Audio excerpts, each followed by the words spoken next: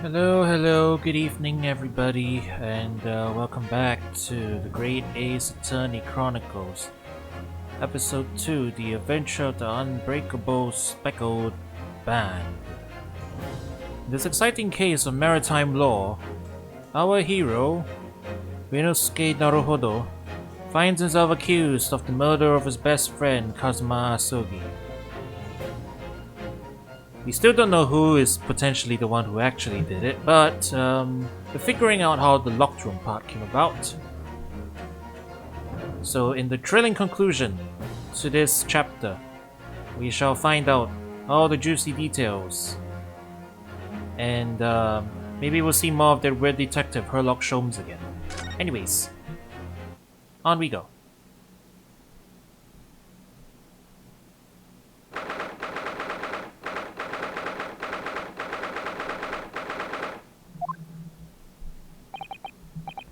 Somehow, the door to the cabin we were in ended up bolted after we made an emergency stop. Susato-san took a deep breath, then gently slid back the bolt.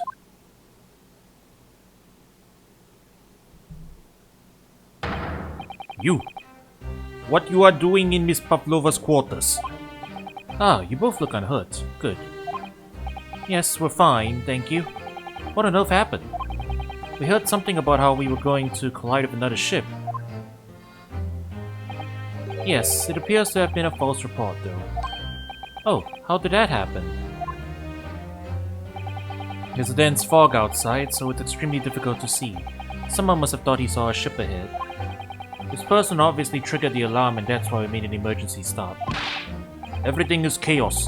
Passengers are screaming, crew are running everywhere. This first-class area is the only quiet part of the ship at the moment. Oh, I see. Someone triggered the alarm. Does that mean that someone pressed that button outside? Oh, you wicked intruder! Dressed in all black, you are the devil! Sorry, me? I've been called a lot of things before, but devil is a first. You opened my traveling case. How could you? What? No, we didn't touch it. That's right, Miss Pavlova. It was already open when we came into your cabin. Inspector. Yes? Arrest this man. I know he did it. He is a criminal. Is it not enough that he has killed a man? Ah, and he is stowaway as well. A vixen promises not to steal chicken, do you believe? Take him away. He is a trespasser as well as everything else. Stowing away, trespassing, killing. She's right. You are devil. It doesn't look good, does it? There is cell below deck. Throw him in. Tomorrow we dock in Hong Kong. Then we give you straight to police. But wait, a cell? Please, Inspector Hosonaga, is there nothing you can do? This is a Russian vessel. I really have no jurisdiction here.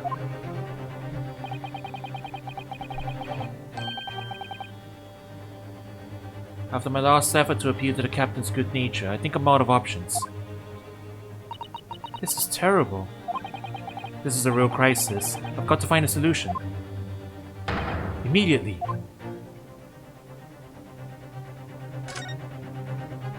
Do we look for the... I guess we look for the animal? Probably. What about the dish of milk? Wait. Holmes, what are you doing? Wait, no, not Holmes, Sholmes. Just need to keep calm and focus on the task at hand, which is investigating. Don't touch my things. You want me to show you where crawfish hibernates? Mr. Naruhodo, what do you think you're doing? Oh, everyone's attacking me, and I was just starting to think she was my friend. Is there anyone who can help me out of this mess? Nope, clearly there isn't. So it's time to bail. And somehow Dobby shall be able to leave here. Nah, it's grayed out. We cannot leave. Ignore the weird man in the corner. Save me, Inspector Hosonaga. You've got yourself into a difficult situation here. By entering this cabin uninvited, I mean. Sorry, I was just so desperate to find a clue. I'm afraid there's really nothing more I can do to help you. If I push my luck any further, a punch to the face would be the least of my worries. I'm really sorry. I have to take responsibility for giving you the freedom to investigate Miss Pavlova's cabin. Now this has happened, I'll have to report to the captain at once. I really need some help here. I need a savior to rescue me from this crisis. What weird man in the corner? I don't see a weird man in the corner. Please, just give me a little more time.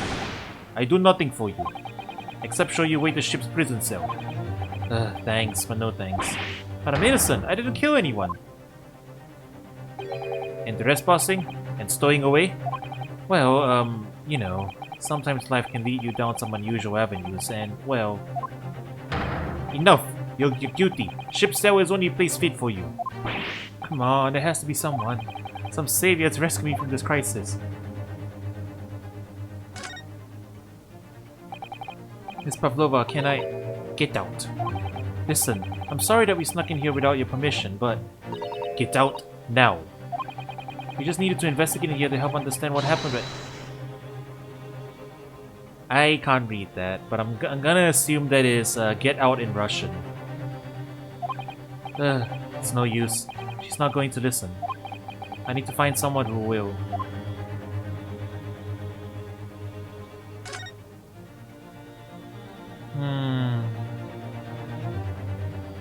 Okay, strange ape man. What the? What are you doing up there? Mr. Sholmes! Why is he wearing the thing? Naturally, I was analyzing what a weight of 20,000 rubles feels like on one's head. Have I not told you that as a detective, it is my business to know what other people do not? This isn't mere tomfoolery, my boy. Oh, no, no. Well, where were you hanging from that hook before then? Isn't it obvious? To properly assess the weight of the 20,000 rubles, naturally. I wish to determine if we would ban that conceited-looking hook on the wall so full of brag and bounce. I never know whether to take this man seriously or not. Ah, you again. The great detective. Ah, Inspector. I confess I've been looking for you. I have something to report to you most urgently. Well, you might try looking for me somewhere other than the hook on the wall next time. What is the report? Speak! An urgent report from a great detective can mean but one thing. Yes. The case of the curious murder that took place last night here on this vessel, the steamship Buria, has been solved. By me, naturally. What? Really? Yes, I have eliminated all other possibilities. No other explanations exist. So, allow me to illuminate all your minds. For I am about to reveal my great detective's greatly admired great deduction to the case.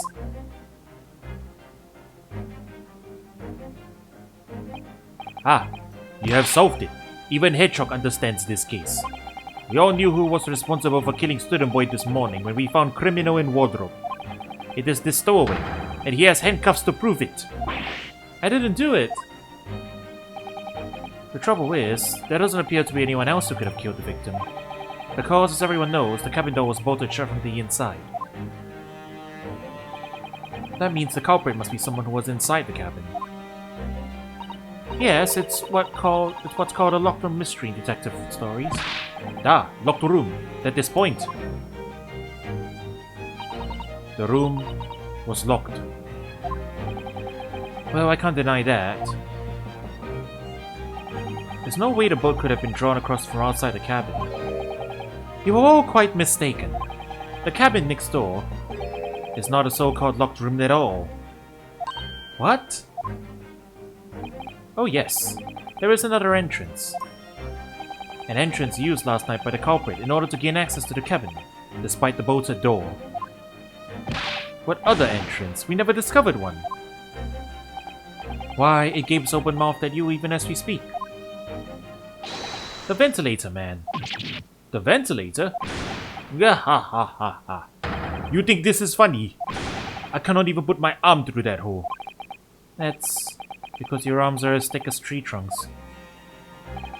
You're suggesting that the culprit entered and left the victim's cabin through that tiny opening? It's not possible. Ah, but it is. And last night, the victim even witnessed the intruder in the act of passing through the ventilator. Mr. Sholmes, do you mean? Are you referring to the words Kazuma-sama wrote in his diary? 1:23 a.m. I can hear a faint whistling sound. 1:35 a.m. What looks like some sort of speckled band is dangling from the ventilator grill. Precisely, my dear madam. But what does it mean? What is this speckled band? The answer to that particular conundrum is in this very cabin.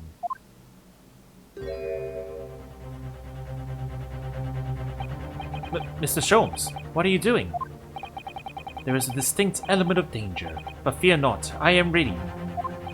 What I am about to expose for you all to see will shock you to your cores. Is he about to pull out a snake? Behold! What the? Rubble. Haha! Well, there it is. It finally showed up. The speckled band. Wait. Are we going to have the original novel, not novel, are we going to have the original short stories murder method as Holmes' deduction, except it's wrong in this case? Is that what's happening here? I think this is where we're going with this. He's gonna say that the snake went through... Yeah, he's gonna say the snake went through the ventilator door, down the bell pull, and then, Actually, no, he has a broken vertebrae. Well, I guess he's gonna say the snake strangled him. Right? And then came back. Isn't he? And then we're gonna have to poke holes in it. It's like, no. The door was bolted when the ship stopped.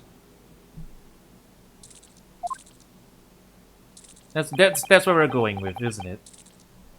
As someone who read a lot of Sherlock Holmes as a kid, I am quite excited. Let's see. Allow me to introduce you all to the band, the Speckled Band. A snake? Indubitably.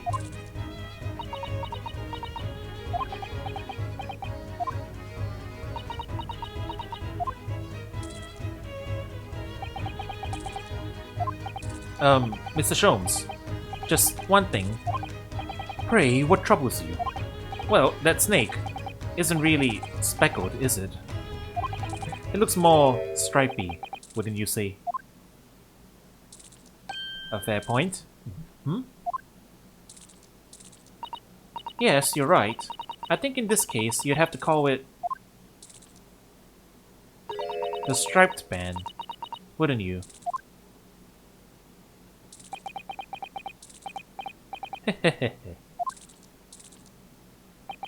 You both see and observe with distinction. However, do you not think that is precisely the trap into which the culprit wishes you to fall? Oh my goodness, really? It's a trap? How exactly? I think perhaps it is time I explain the intricacies of my train of thought. Are you ready, Miss Pavlova? I'm sorry for the young man who died, but that is all. His death is nothing to do with me. This whole thing is nothing to do with me. There are two conclusions I have drawn from the facts. Number one.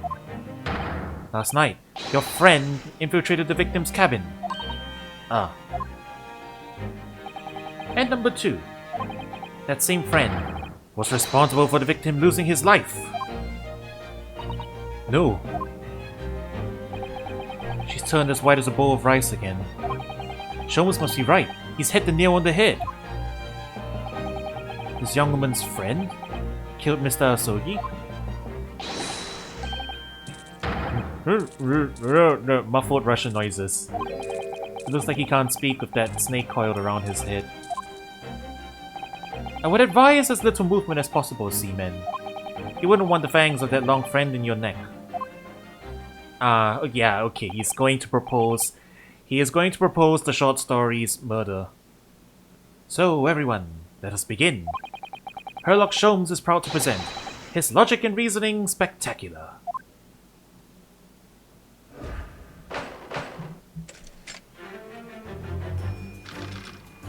Alright, let's see.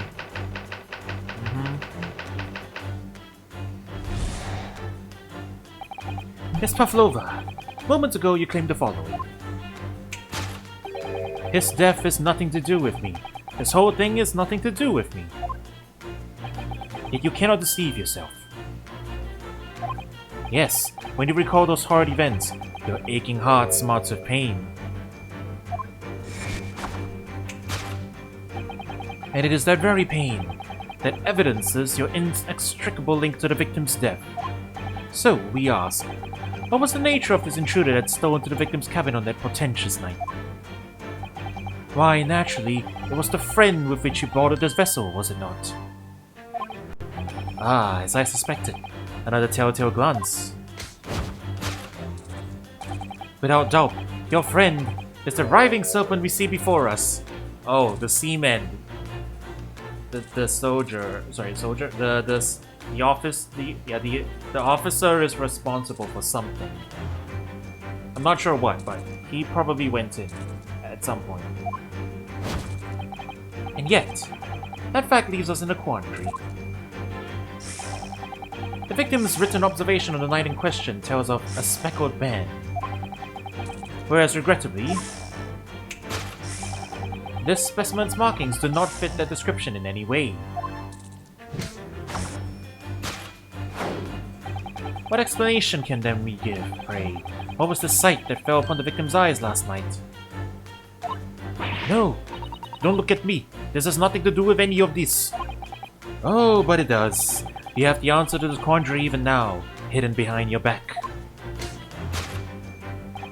Yes, that which you are trying but failing to conceal can only be the snake's sloughed skin. Evidently, after the subtle and horrible crime, this most deadly friend of yours shed its original skin, no? I don't know what you are talking about. Last night, through the ventilator visible in this cabin, your then speckled friend slid it next door. Using the bell cord on the other side as a bridge, the serpent silently descended into the victim's quarters. In the dim light, it appeared to the young gentleman who was about to lose his life as a speckled band.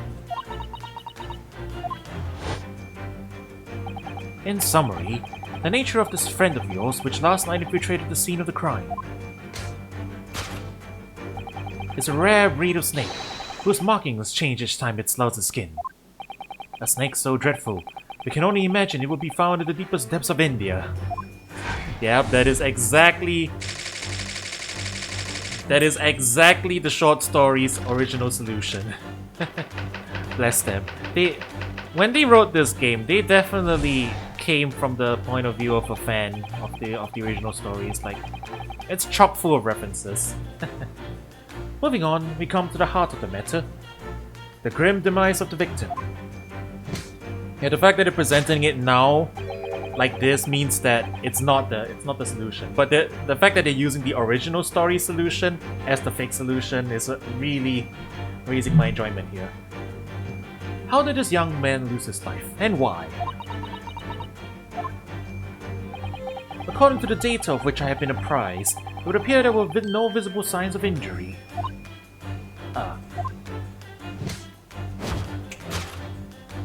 In fact, the circumstances of the victim's death can only be explained by a terrible venom, and that's wrong because he had a broken vertebrae, so obviously it wasn't poison. Now, if we take that as a fact, we can reasonably imagine that there remains evidence to affirm it at the scene of the crime. Oh no, could there be? Yes, an examination of the deceased's body will prove the cause of death conclusively. The almost, but not quite, imperceptible puncture wounds left by the venomous fangs will seal the truth. Yes, the vestiges of the snakebite delivered by your terrifying friend. This makes no sense. There is no point feigning ignorance, Miss Pavlova. After the incident, you endeavored to hide everything, didn't you? But now your involuntary glance betrays the hiding place you chose. That's right. You hid the evidence that links you to the victim's death in that traveling case. When we first met in this cabin, it came to my attention that your case moved periodically.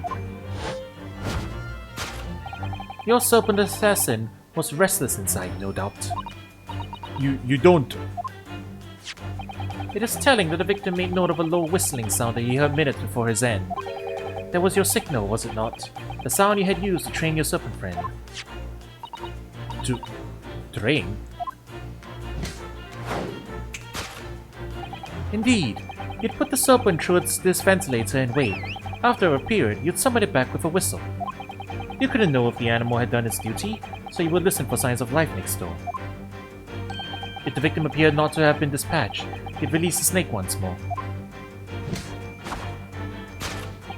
Do you deny the snake has undergone such training? It's not true. Having slithered through the ventilator and down the bell cord, the creature needed only to sink its fangs in once. And its venom would course through the victim's veins, ending his existence forever. That is the true nature of the Speckled band that took the poor young man's life. There can be no doubt. My logic is infallible. Yeah. All the little details as well are straight from the original short story, like the snake being from deep in India and whatnot, and the whistling used to train to call it back and everything. Although in the original short story, it was the murderer sent the snake in and then just called it back automatically. He didn't listen for life signs, so it was just like waiting for the chance where the snake would actually bite the victim. If it happened to happen that night, then all good. If not, then you just keep trying again every night. So slightly different, but considering that this murder happened only in a single night, acceptable deviation to adjust for it, I guess. And the funny thing is, that story is kind of infamous because, like, Arthur Conan Doyle, obviously, I mean, he wasn't a snake expert, obviously, and a lot of research has been born since then, but snakes, firstly, cannot be trained with whistles. That just isn't a thing that happens. You can't train them with sounds like that. Secondly, they don't drink milk, so the fact that the milk dish is still here is really funny. And thirdly, yeah, puncture wounds. They would be visible, so the no sign of visible injury thing would be a bit weird.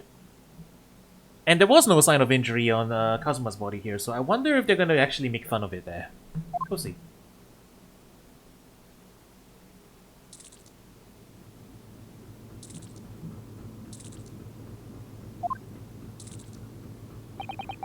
Miss Pavlova has trained her pet snake as a killing machine. There on the floor, you will observe a saucer of milk. The promise of food is the key to training any creature.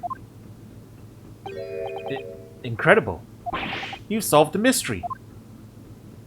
Amazing. Your great deduction really lives up to its name. I see now why Herlock Sholmes has become such a household name. My dear man, it was nothing remarkable. As the Russians say, I could have done it with one left hand.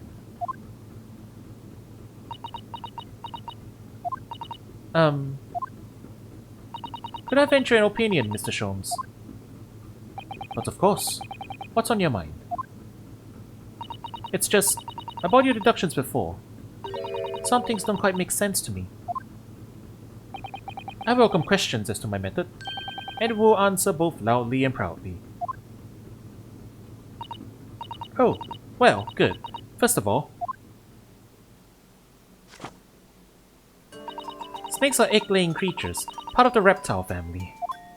Oh, are we actually going to... You are well informed, madam. And reptiles, Don't drink. Oh, we're going here, aren't we? We're presenting the original story as is, as in the context of Holmes' weird harebrained scheme. And then now we're going to actually make the jokes that all the Holmes readers have been making this entire time. Reptiles don't drink milk. Tell me that they can't be trained with whistle snakes. Ah. It's really only mammals that like to drink milk, you see. So, I'm not sure it would be possible to train a snake using milk as a reward. No matter. No doubt Miss Pavlova used some other treat to encourage a pet to do her bidding. Milk was merely an example. The logic holds. Well, there is something else. Snakes have no ears. Ah. Yes, so I'm not sure it would really be possible to signal to a snake by whistling. Oh, this... Yeah, they were definitely Holmes fans in the writing team for this game. But madame, what are the tales from Arabia? Have you not heard of the snakes that dance to the sound of the flute? It's not the sound, it's the movement of the flute. I think perhaps the performers play their music in time with the snake's natural movements. Oh, I see. No hands, no feet, no ears.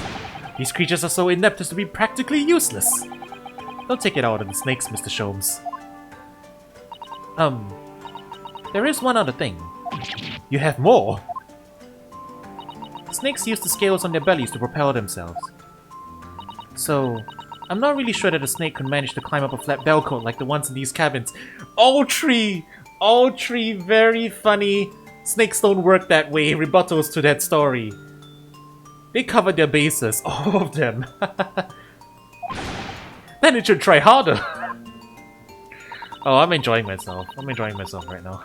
Please, don't be angry with me, Mr. Sholmes. The point is, even if the snake had gone through the ventilator to the next door cabin, it couldn't have come back without help. What I'm trying to say is that there are a number of reasons why it's difficult to imagine the snake could have a part in this.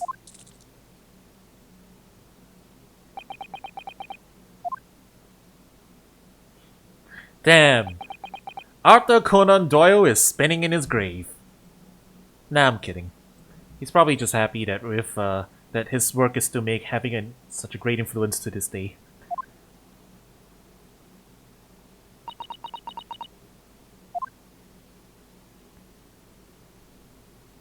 I mean, the Speckled Band is one of the particularly famous stories because it was one of the ones where there was a huge amount of well, it's one of the more, I guess, exciting is the word. Yeah, exciting, because Holmes and Watson went to the room where the victim would have been attacked, to wait it out and catch the snake in the act. So it was one of those cases where they were in an actual thriller situation, you know, Watson was packing his revolver, that kind of situation.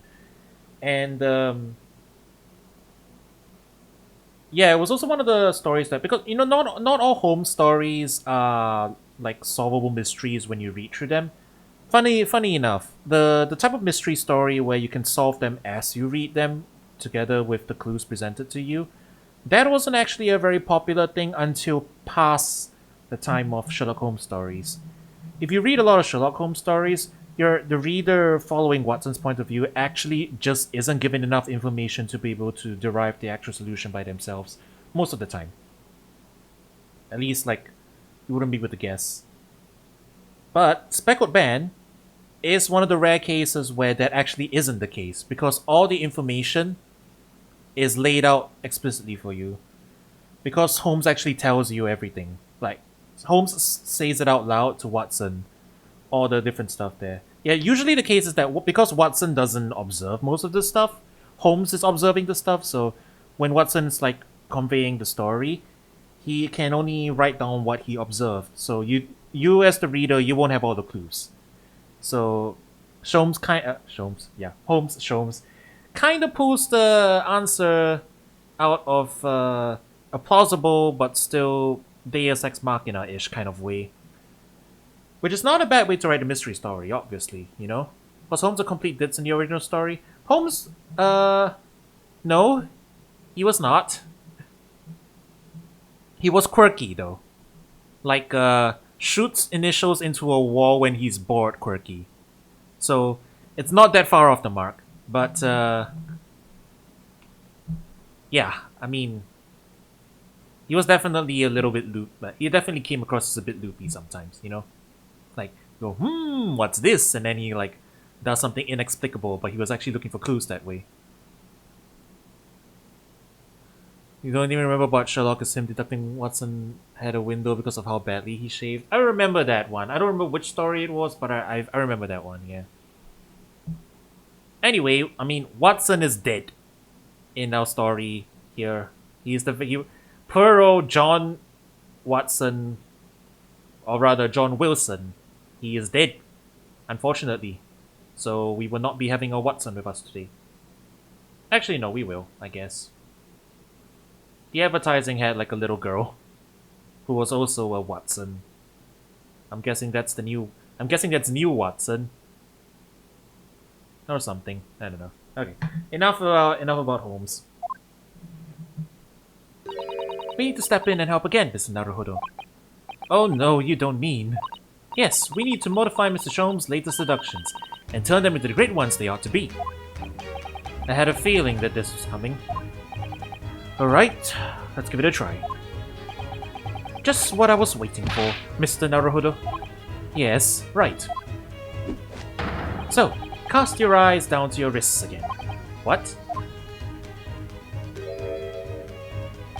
You've done it again! Your handcuffs are gone! Where did they go? Fear not. I shall see they're restored after our work is done. I really wish you would leave them off. Now, everyone, let us begin. Sherlock Sholmes is proud to present his logic and reasoning spectacular. If you're wondering, he also practiced boxing, so him breaking into that boxing stance is also accurate to the original stories. They definitely got a lot of details down. Alright. So clearly, it was not the snake. It was Mr. Sailor Man. But how exactly is he related? I'm actually not sure. We don't have the complete picture yet, so I can't really guess to it. She does have a pained expression on her face. Yes, that's true. She looks as though Kazuma-sama's death is weighing heavily on her mind. But you're not sure Mr. Sholmes has read her quite correctly, is that it? Could there be some other way to interpret her expression then? Let's take a moment and really look closely at Miss Pavlova.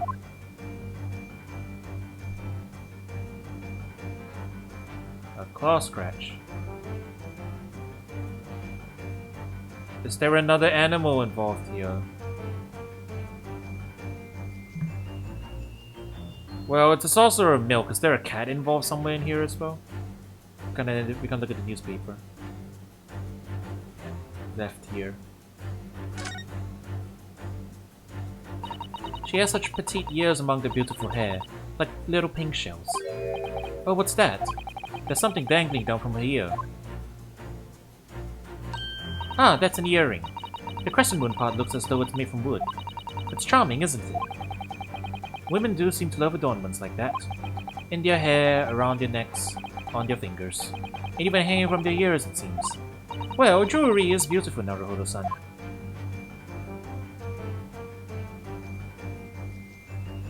Yeah, I'm guessing cat because milk dish.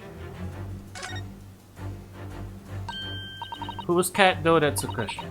Oh, Naruhodo-san, look. That looks like a very painful wound. It looks like a scratch made by some kind of small animal. And fairly recently, too. Well, whatever scratched her doesn't appear to be around here. Alright, there's nothing else to identify. Seaman Stroganoff. Can you breathe? Are you okay? Yes!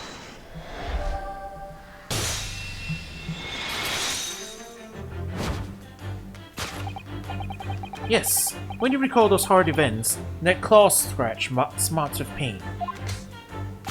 Indeed, and simple observation reveals that the wound is fresh. Miss Pavlova, did you in fact receive that scratch? Sometime last night? Ah.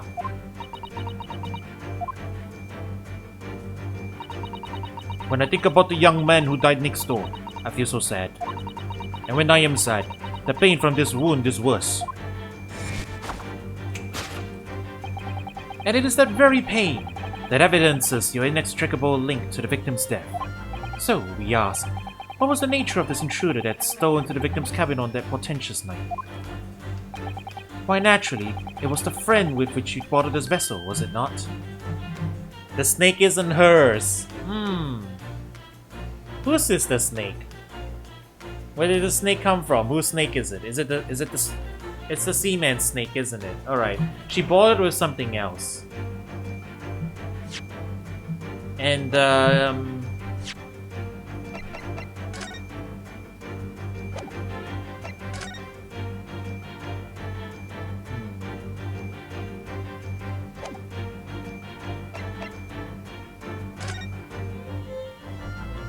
damage to the cervical vertebrae resulting in instant death.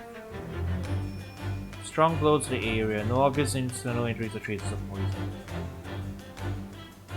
I'm not sure how a cat could cause that.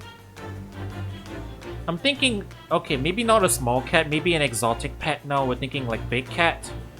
But if a big cat attacked a person, well, okay, if it's not with the claws, then obviously that's not going to leave evidence, but I don't know. I still would think that would leave a mark. I don't know how cat solves this thing, but we'll see. Ah, as I suspected, another telltale glance. Without doubt, your friend is the writhing serpent we see before us. It seems likely that the scratch mark on the back of Miss Pavlova's hand was made by this friend of hers, doesn't it? Except, snakes don't have claws, do they? No, they don't. They don't even have hands or feet on which claws might grow. Well then, if that snake isn't her pet, what is? What's the true identity of this friend of hers? We should follow her gaze, Naruto-san. That's where we'll find the answer.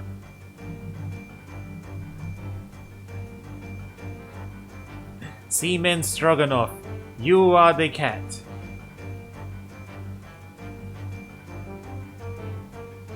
I just want to see what they say about the serpent, though. The more I look at this creature, the more its stripes stand out. It's a very impressive snake, isn't it? Oh yes, it really is. And it seems to be doing its best to squeeze this poor sailor's head into it bursts. Yes, it's a terrifying sight, and slightly heartwarming at the same time. Anyway, it would probably be a good idea not to get too close. Seaman Stroganoff, you are the club owner. There's no doubt, is there? She looked in this direction. Straight at Seaman Stroganoff. Well, they do seem to be friends of sorts. But I can't imagine how he could possibly fit through that ventilator. Don't forget that I managed to fit inside Kazuma's trunk when we first boarded this ship. The deepest gravelly voice we're using, and yeah. By the way, we are still voicing, we are still giving Miss Pavlova the deep Russian man voice because we started it with her disguise and we decided that's just a natural voice. So, that is the reason. I would ask what that proves, but I think an equivocal little smile would be more effective.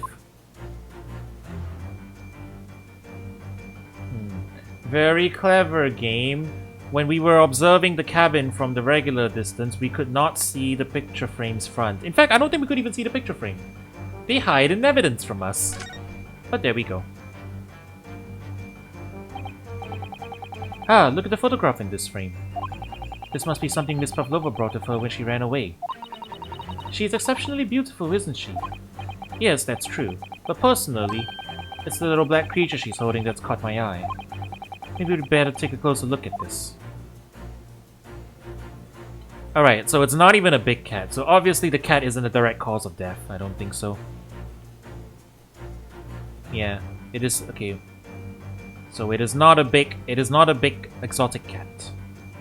We do not have a Tiger King situation on our hands. So tell me, how does this little kitten caused the death of a grown Virgil man. You know what? That's true. Cats can dodge dimension slashes. So, that's probably what happened. Kazuma used the Yamato and tried to do Judgment Cut. And the cat just dodged out of the way and then he died. Yes. I've got it! It must be a stage costume she's wearing. It's quite stunning. I should like to have something like that. And she's wearing the 20,000 rubles on her head as well, look. It's called a tiara, Naruhodo-san, and you shouldn't think of it purely in terms of its value. She must be a strong-willed woman, to turn her back on the world stage and run away all on her own. Look at the little cat Miss Pavlova is cuddling here. Oh, what a cute little kitten. It could vie with you, couldn't it, Naruhodo-san? For the blackest outfit. A black kitten. And from the look of this picture, at least, Miss Pavlova seems very attached to it. Yes!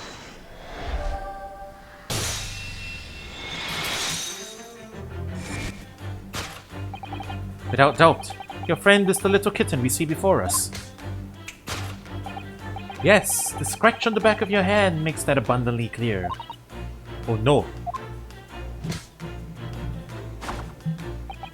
The whereabouts of this black kitten isn't clear, but what is clear is that you brought the animal with you when you ran away, didn't you? Ugh! Darka is my best friend. I couldn't leave her behind. Darka would appear to be a Russian blue. And yet, that fact leaves us in a quandary. The victim's written observations on the night in question tell of a speckled band. Whereas, regrettably,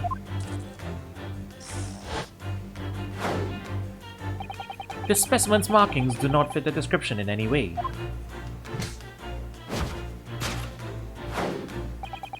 What explanation can we give then, pray? What was the sight that fell upon the victim's eyes last night? No, don't look at me. This has nothing to do with any of this. Oh, but it does. You have the answer to this quandary even now, hidden behind your back. He had a little scarf. He had a little scarfie on him. Or her. I don't know what gender the cat is. Did you see that? She just took something out of her pocket and hid it behind her back. If she just left it in her pocket, no one would ever have known. Oh yes, ploys like that are Mr. Sherman's specialty. He's ever so cleverly forced her to review something. I thought deduction was his specialty, or maybe making me believe that was a ploy too. Anyway, I find it hard to believe that that's the skin of a snake. In which case, just what is Miss Pavlova hiding behind her back?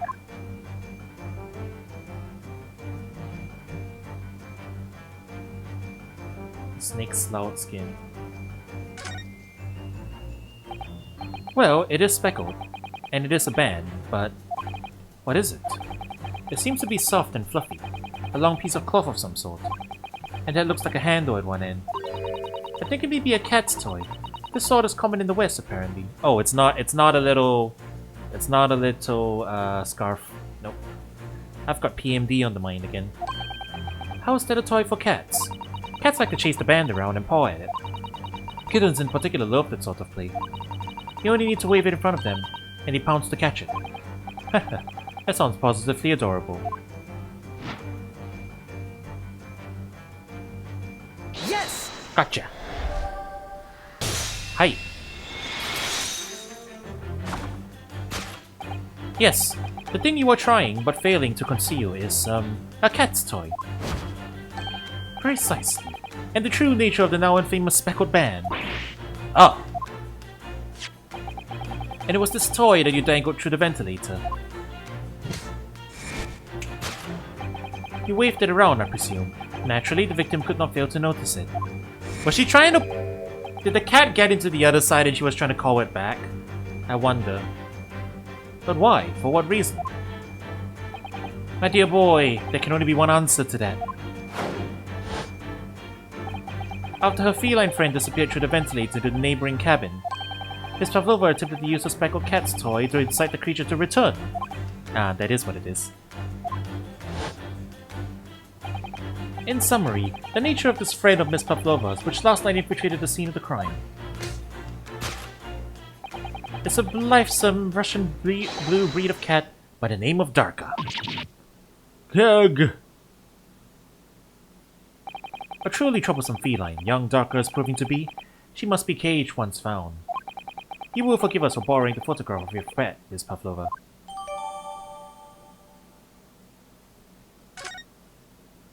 Darka cannot be caged. Darka is free spirit. It was after I gave her food last night. That's when it happened. She scratched the back of my head, and I ran up the bell cord. Before I could do anything, she had disappeared. Through the ventilator. Darka, she is so naughty.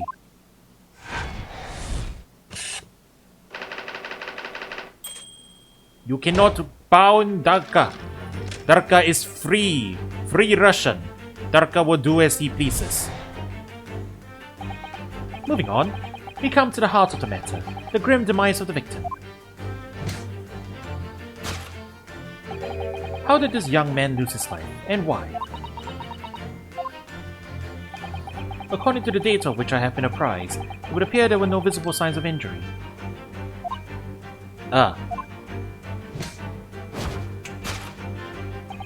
In fact, the circumstances of the victim's death can only be explained by a terrible venom, which doesn't make sense anymore because it's not a snake.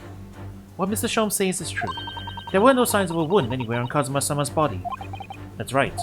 But Mr. Shom seemed to be unaware of one very important detail. Kazuma wasn't poisoned. Yes, it would seem so.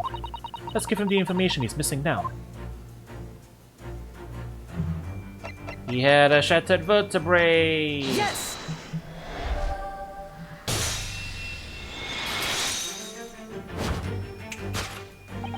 In fact, the circumstances of the victim's death can only be explained by the post-mortem report. Ah, yes. I knew it was one or the other. His neck was... Indeed, the breaking of the cervical vertebrae is fatal. Only that Goliath would be strong enough to survive that. Seaman Stroganoff isn't some immortal freak, you know. The jury is out. Anyway, we have on good authority that the victim's neck was broken. Now, if we take that as a fact, we can reasonably imagine that there remains evidence to affirm it at the scene of the crime. Oh no, could there be... Yes, an examination of the deceased's body will prove the cause of death conclusively. It's not on the body though. Kazuma died because his neck was broken. In other words, he was probably struck by something, or someone. Yes, that's a distinct possibility. As of yet, no weapon has been found though. Presumably Darka didn't suddenly creep up behind Kazuma and deal him a fatal blow.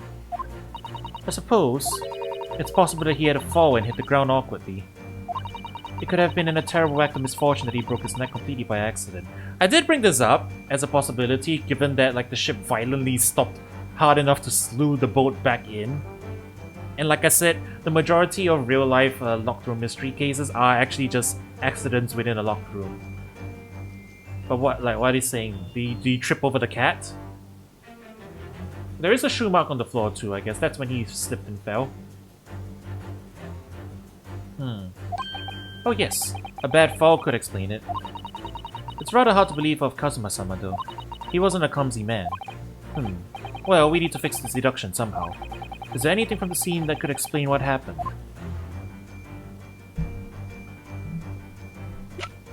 Well, we have the shoe polish, which indicates that he probably skidded hard enough to leave that mark from his shoe. Yes!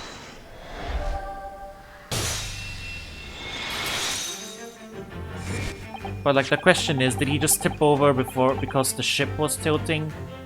Or did he trip over something? Or are we still having sinister forces at play? We'll see. Yes, an examination of the mark on the floor will prove the cause of death conclusively.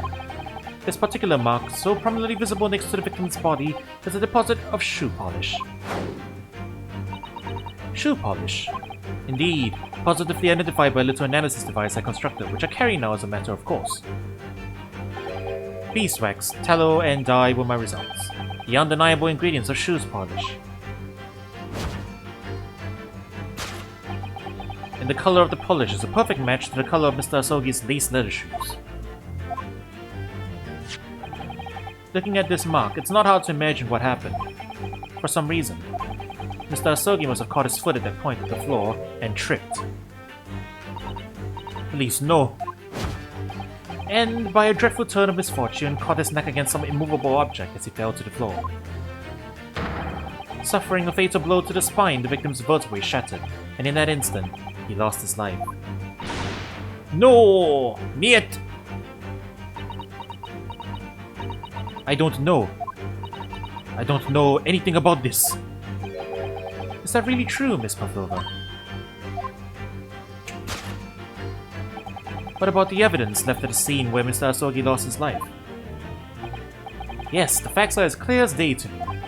You did all you could to conceal the incriminating evidence. But now your involuntary glance betrays the hiding place you chose. That's right. You hit the evidence that links you in the traveling case, which it isn't. I don't believe it. Cousin was someone's merely tripped over and now he's no more? It can't be true. I can't accept it. I know it's hard to believe, but the mark on the floor does seem to suggest that's what happened. But... And if this part of Mr. Shom's deduction is right, Miss Pavlova is trying to hide some evidence that will prove it. Here in this cabin, somewhere in the direction that she just cast her eyes. Where, I wonder? Let's have a good look around. The answer must be here somewhere.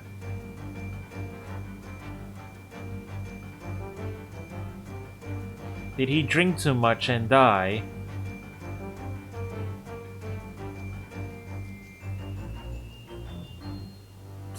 Yeah, okay. It's not the drink. It is not the Russian. It is not Russian. Russian pastime that killed Asogi. Waste paper basket. Could be heavy enough, but Miss Pavlova only started occupying this cabin late last night. Assuming there's not much rubbish in there yet. Oh, what's that? It's a broken piece of glass, isn't it? Yes, it is. And I feel like I've seen it somewhere before. If it looks familiar, perhaps it's more than your mind simply playing tricks on you. Yeah, there's the second half of what appears to be a cat bell. I'm pretty sure that's a cat spell.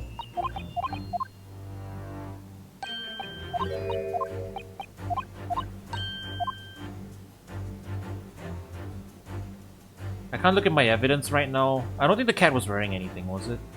It might have been wearing something. Well, anyway. Yes!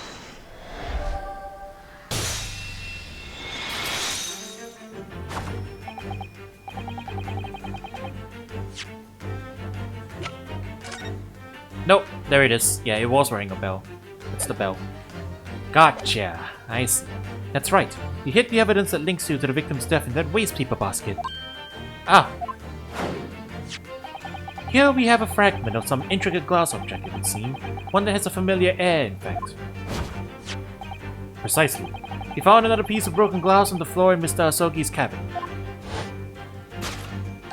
And as you can see, the two pieces fit together perfectly. This is evidence that Asogi-san did judgment cut end on it, and all he succeeded in doing was shattering the bell. The cat was unharmed, avoiding the thing perfectly.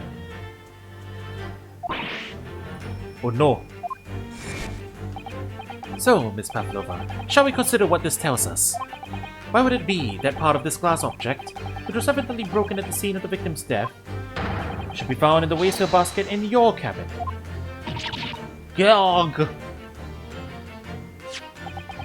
You're well acquainted with this glass bell, are you not? I don't. I don't know, in that harsh Russian accent of yours won't save you this time, dear girl. Because we have conclusive evidence linking you to the bell in question. What? Take it away, Mr. Naruhodo.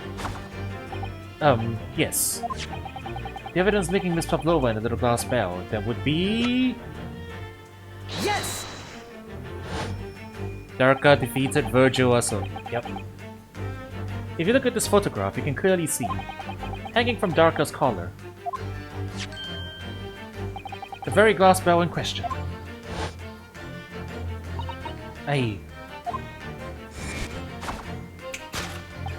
The truth has caught up with you, Miss Pavlova. The young man who lost his life last night did so after a truly inauspicious fall. And the cause of that fateful stumble.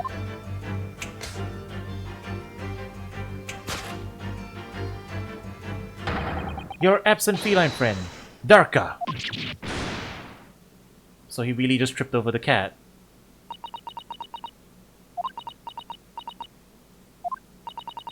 I couldn't tell anyone. Sorry.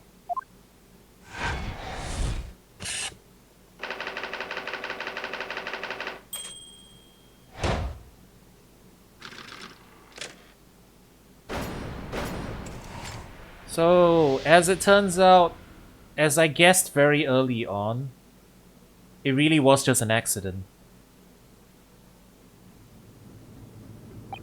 Which is slightly anticlimactic, but yeah. They set up Kazuma so much in the first chapter. Well, that's the curse of the AA mentors, right? Only for him to die by tripping on a cat, yeah. I guess that is slightly less dignified than Mia Fey. Or Godo.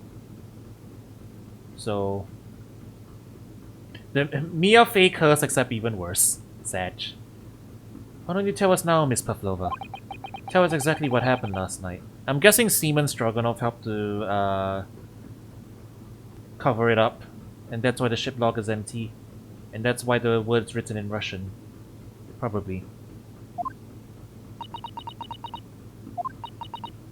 And then the door bolted itself because the ship stopped. That's all. It was a little after 1 in the morning. It was so late, but I hadn't had time to feed Darka. So I gave her some food. And then all of a sudden, she scratched me and jumped out of my hands. People do say that cats become very anxious and nervous in new environments. She was so fast. She disappeared through the ventilator before I could stop her. And that is how you acquired the rather nasty wound on the back of your hand, I take it. Yes. Ah. And I had read rules on the wall.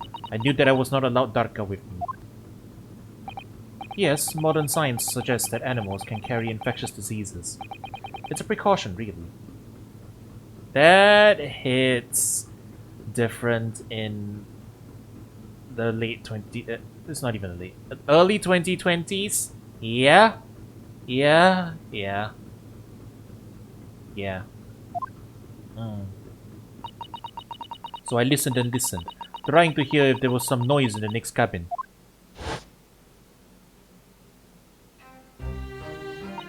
It was very quiet. I was sure if someone was there, he must be sleeping. So at that point, he thought it safe to try to lure the kitten back again.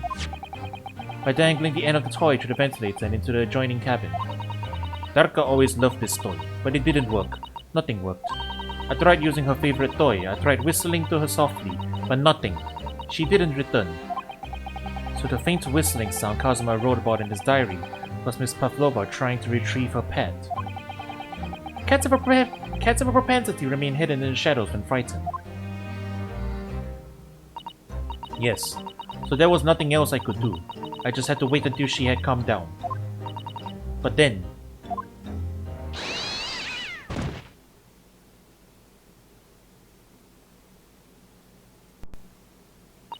I nearly burst out of shock. I heard her cry out and then... Oh, it was such a dreadful bang. Then afterwards, nothing. It was totally silent. Kazuma was...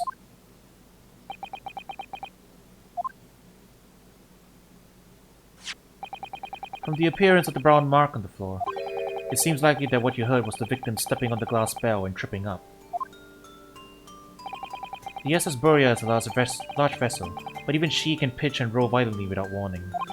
If Mr. Asogi was already off balance as a result of the ship lurching when the kitten got under his feet, the combination of unfortunate factors could easily have caused him to fall over. But what became of the kitten afterward?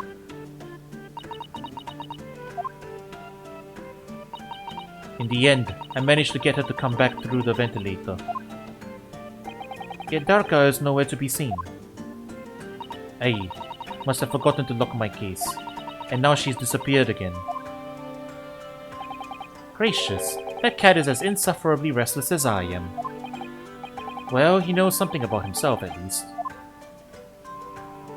When I woke this morning, I heard that a young man in the cabin next to mine had died.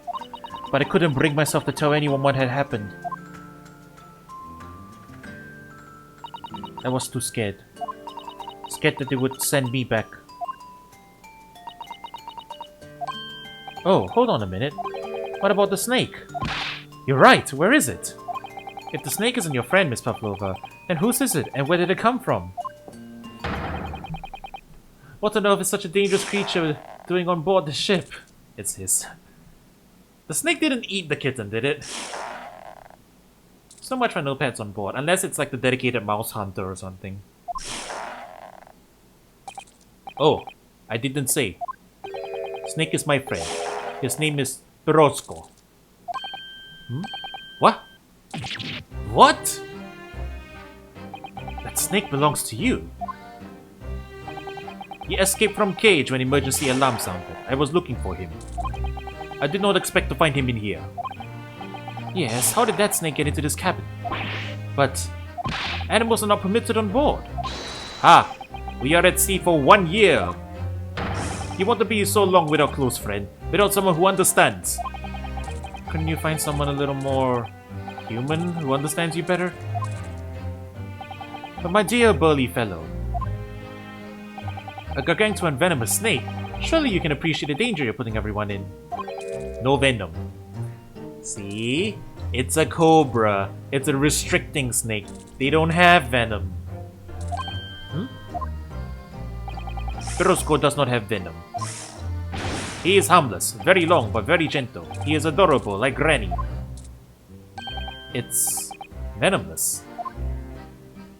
Yes, now he is hungry, so he is in bad mood. But once I feed him, you will see big smile. And you feed him what? Milk, I suppose? Ah, like they say, they milk chickens. Ridiculous. Snakes that drink milk are only in stupid stories. Wow, they are not letting that slide, are they? Man, Arthur Conan Doyle must be rolling in his grave. Roscoe eat mouses. Big fat round mouses. Oh, so... is that what the mousetrap in the passageway out there is for? Of course. How else can I catch my friend's favorite fruit? Nothing says top of the food chain like the look in their eyes right now. You okay, Holmes? It refuses to drink milk, it can't hear a whistle, it can't climb up a bell cord, and it's not even venomous. How the deuce did something so in-depth land a starring role? I don't know, ask Arthur Conan Doyle, I guess. It's not my fault. I do not make up stories. My Perosco has nothing to do with this incident. They really had fun with this, didn't they? Reinterpreting the original tale. So that's what happened. That's the truth behind my best friend's tragic death.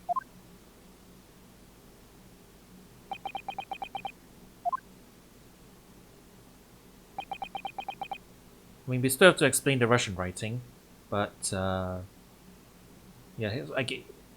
I have one thing to ask still, and I don't know if it's gonna be addressed. I'm pretty sure if you fall and break your neck, you would still cause bleeding, right? I know it says no obvious external injuries, but like, I'm pretty sure the neck is not particularly... the neck is not particularly thick. There's probably going to be like bruising around the neck as well. I don't know. Can you actually impart enough force from a fall to snap your neck without causing any bruising whatsoever?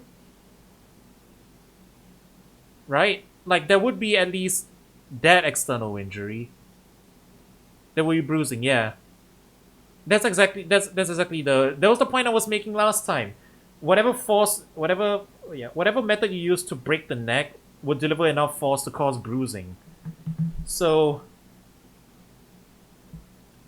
I don't know. The game, I'm not sure if the game just expects me to go along with it. It's a little odd. Although I guess I could just chalk them up to just being the Meiji era and them just not being able to look for it, I guess. I don't know. Although bruising in this game would still be really obvious. Still a little odd. You're telling me the conspiracy goes deeper? I'm not just talking out my ass? Okay. Well, we'll see.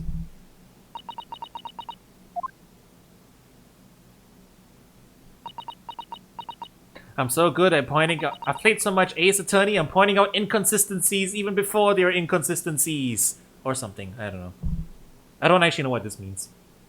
Somebody cocked up the autopsy. There was bruising, but they wrote down no bruising. To what end, I'm not sure. Miss Pavlova. I understand the difficult situation you've found yourself in, and I do sympathize. But please remember this. A young man lost his life. If you're going to attempt to cover up your guilt with lies, then no matter what the circumstances, I cannot forgive you. But what are you talking about, Miss Pikotova? What lies? Miss Pavlova just confessed everything. It was just a series of unfortunate events. An accident.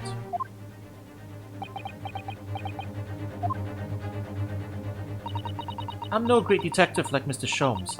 I don't have a gift for knowing the truth. But even I can see that was not the truth. Don't you agree, Mr. Naruhodo? The Russian writing. To be perfectly honest, yes. There's a discrepancy in Miss Pavlova's story, I'm sure of it. I just can't quite put my finger on it.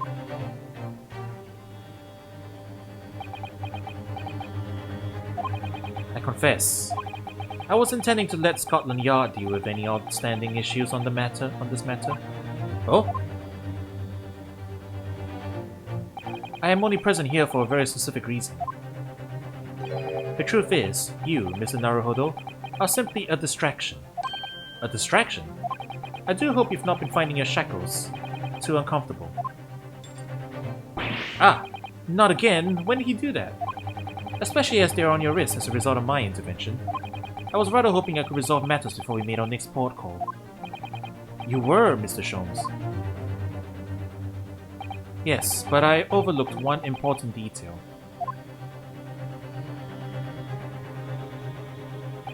The deceased young man was a very close companion of yours, was he not? Yes. Kazuma was my closest friend. I owed him my freedom, even. I just remembered the other discrepancy. Russian writing is off. What about everyone feeling the after effects of eating the tainted meat? That's also not addressed yet. And then there's the dodgy autopsy. So, three things. Three things still not addressed yet. We still don't have the complete picture. In that case, we must follow this to its conclusion. No further distractions. We must uncover the real truth here, Mr. Naruhodo. Yes, whatever that may be. The key to this is the discrepancy in Miss Pavlova's story, I'm sure. If I can chase that down, maybe the truth will become clear. The truth about how you really died. About how that scene in your cabin really came to be. Alright, I'll see what I can do. Excellent. Thank you, Mr. Naruhodo. So then, shall we begin? Yes. What we should ponder first is the victim who lost his life in a cabin that was bolted shut from the inside. Wait, I mean, we can explain it by it being a cover-up, but if he died instantly, then he definitely couldn't have written the message. And dying from a broken neck is an instant death, so putting the message down is just evidence of a cover-up.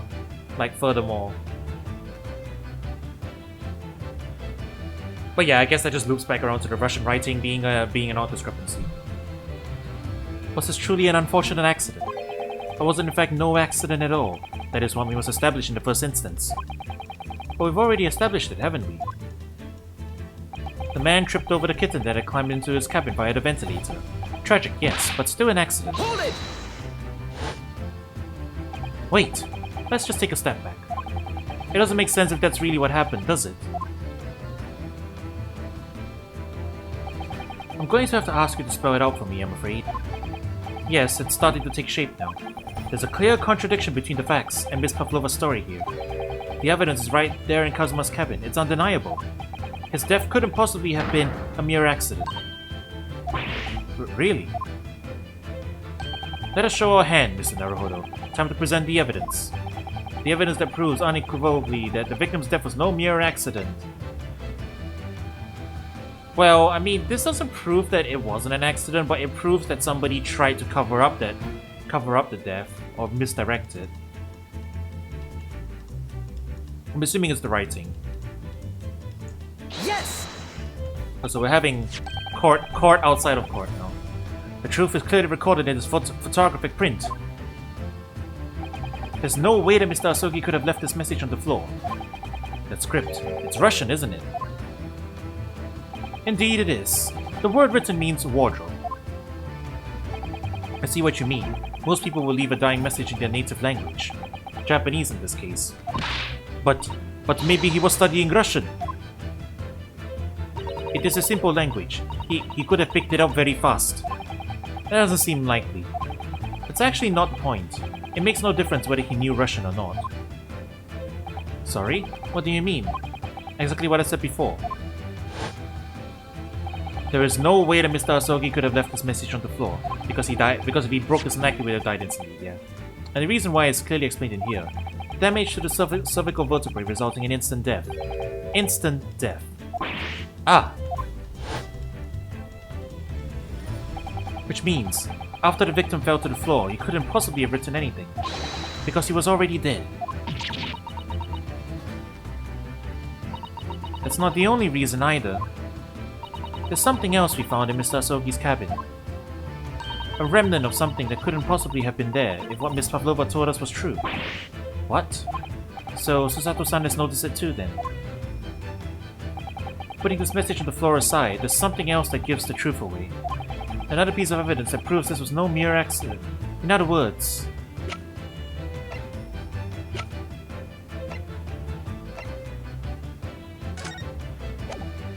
Hey...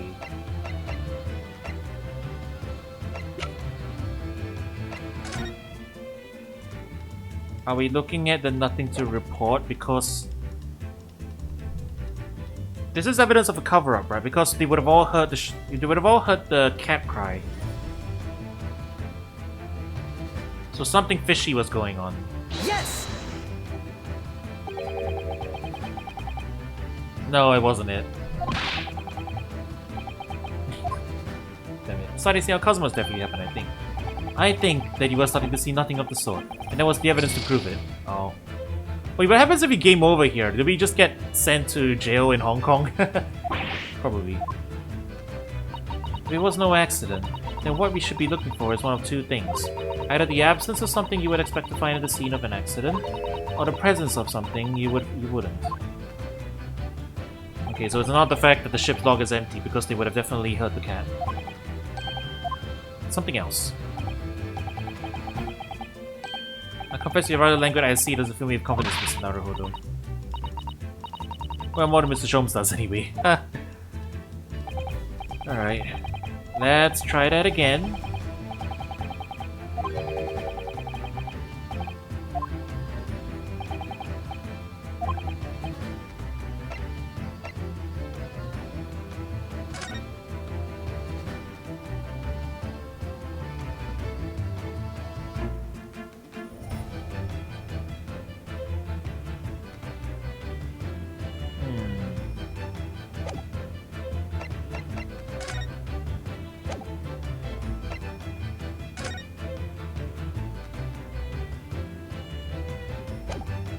One, two. Are they talking about the other half of the bell? They left half the bell in there, but they only took half of the bell back, so that's odd, I suppose. Yes! This piece of broken glass next to the mark on the floor. But it's the glass bell the kitten had around its neck. We really know all about that. It was broken in half when the victim tripped over the cat and fell. So if we already have a satisfactory explanation, where's the flaw in the logic? Unfortunately, there is a very big flaw. A fatal flaw. What? If that's really what happened, then how did one half of the bell end up back here in this cabin? Ah. Yes, remember that we found the other half of the glass bell in that waste paper basket. Would you care to explain that, Miss Pavlova? Oh no. Both these pieces of evidence clearly point to the same conclusion. That when Mr. Asogi died last night in his cabin, there was someone else in the room. Ah, that's what they're getting at, yeah. Someone else put the message down and took half of the bell back with them. And then afterwards, the ship tilted and the door bolted. I'm not sure that's evidence that it was a murder though. I think that's just evidence that he covered it up, but we'll see where this goes.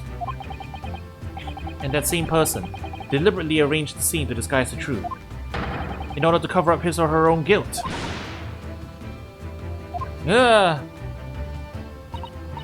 Yes, there was someone else present in Mr. Asogi's. Hold it! You are wasting time. Someone else was there. Duh, of course, we know this. What are you talking about? Bulkhead was bolted shut from inside. There was no way in or out. Oh yes. And only other person in cabin when young student died was you. Yes! It's true. I was in the cabin when it happened. You were shut inside the cabin wardrobe to be precise about the details. But I don't know Russian. There's no way I would have left that message.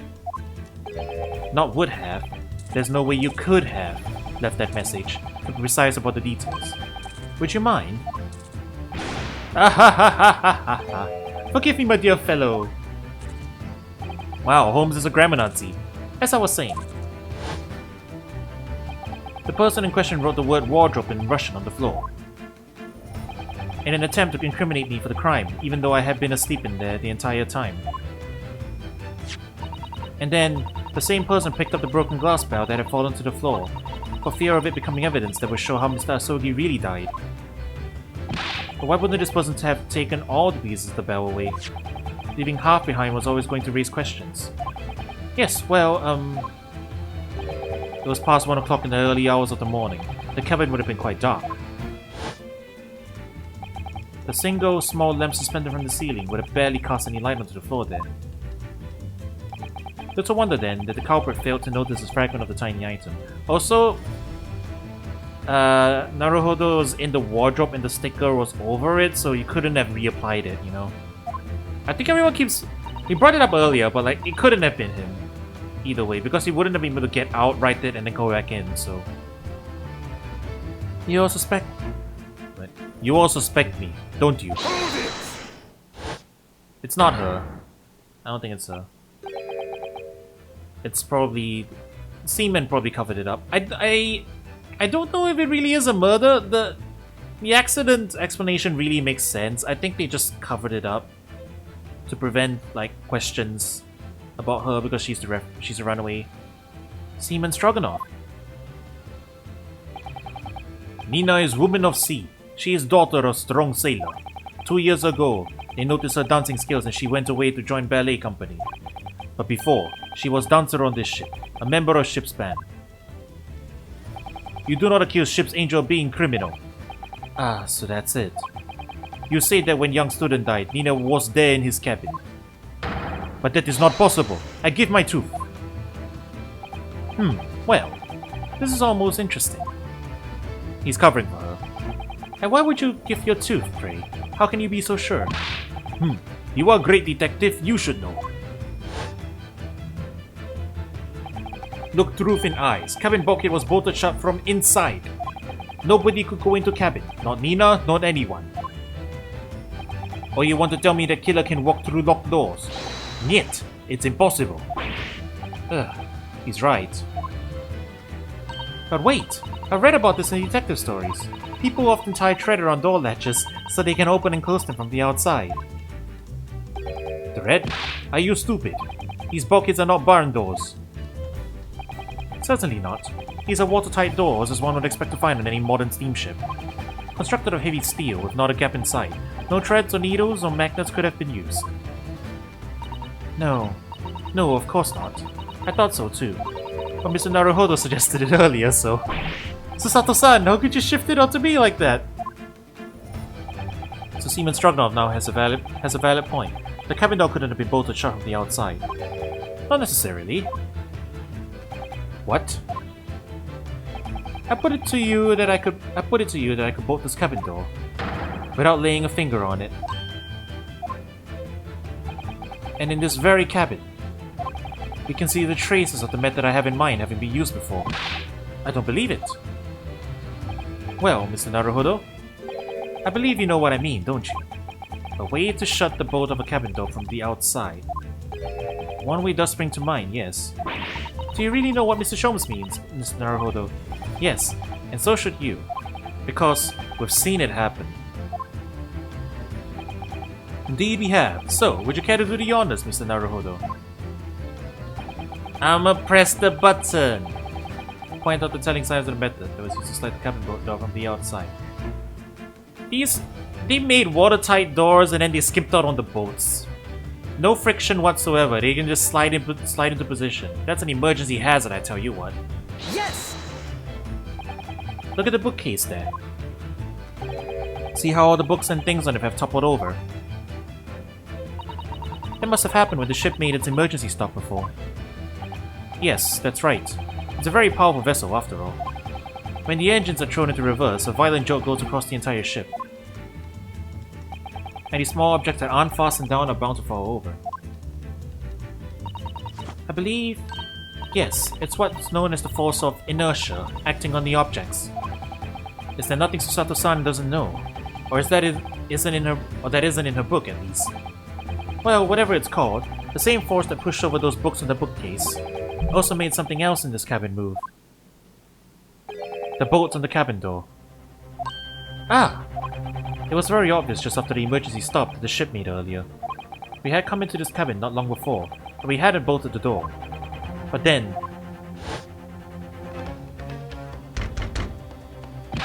Hello, is anybody in there? Shout if you need assistance. Oh, that sounds like... Inspector Hosonaga. Oh yes! That's it! And the ship stopped suddenly. The boat flew across and locked the door. Yes, it's made of metal, but it's small and light enough to be moved by the ship's sudden change of speed. Or the forces of inertia, if you want to call it that. Are you trying to say that last night? After Mr. Asogi was killed?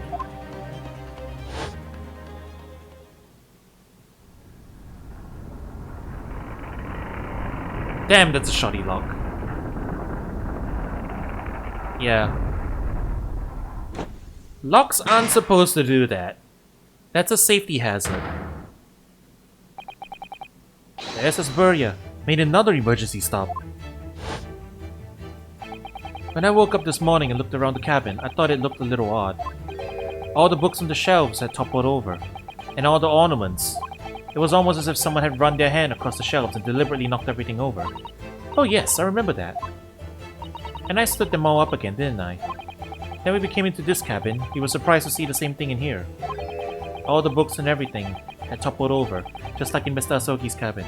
Oh, I just realized, we're gonna be asked to prove it, right? To prove that what happened. And given that this cabin was locked and we had to unlock it, the other cabin's gonna be locked now, isn't it? And that's how we've proved the theory once and for all. We can't get into the other cabin now, nobody's in there. How are we gonna open the door? Wait, no, we broke the lockdown when we came in. Never mind. Never mind. The lock on the other door is broken. Right. I got a little ahead of myself. I'm sorry, chat. Oh my. Do you have anything to say about this, Miss Pavlova? Are you out of your mind? You say Burya made emergency stop. That's a little far-fetched. How could it possibly have happened? Unless you're saying that the culprit is actually someone from the engine room. Oh, it is simple enough. Are you forgetting the button in the passageway outside? Used to trigger the emergency alarm. Oh yes, of course. There was a notice, wasn't there? Telling you only to press the button in times of emergency. On dark nights when the fog is dense, the captain cannot afford to rely on the eyes of his lookout alone. Wait, okay, so they actually... Everyone has a headache not because of drugs, but... Not because they were drugged, but because they all banged their head when the ship stopped suddenly? Is that what they're saying? I think they would remember that, though. Like having disturbed sleep. I don't know. Is that what they're saying? Or is the food still drugged? I don't know. On dark nights when the fog is dense, the captain cannot afford to rely on the eyes of his lookout alone. Hence the placement of a number of buttons around the vessel to allow any crewman to raise the alarm. The sort of button one is almost compelled to press to satisfy one's curiosity. Wait! It was you!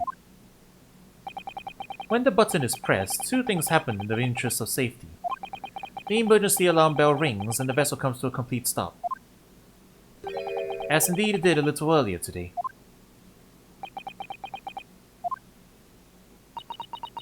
Oh, he pressed it. Mr. Sholmes, surely it wasn't you who...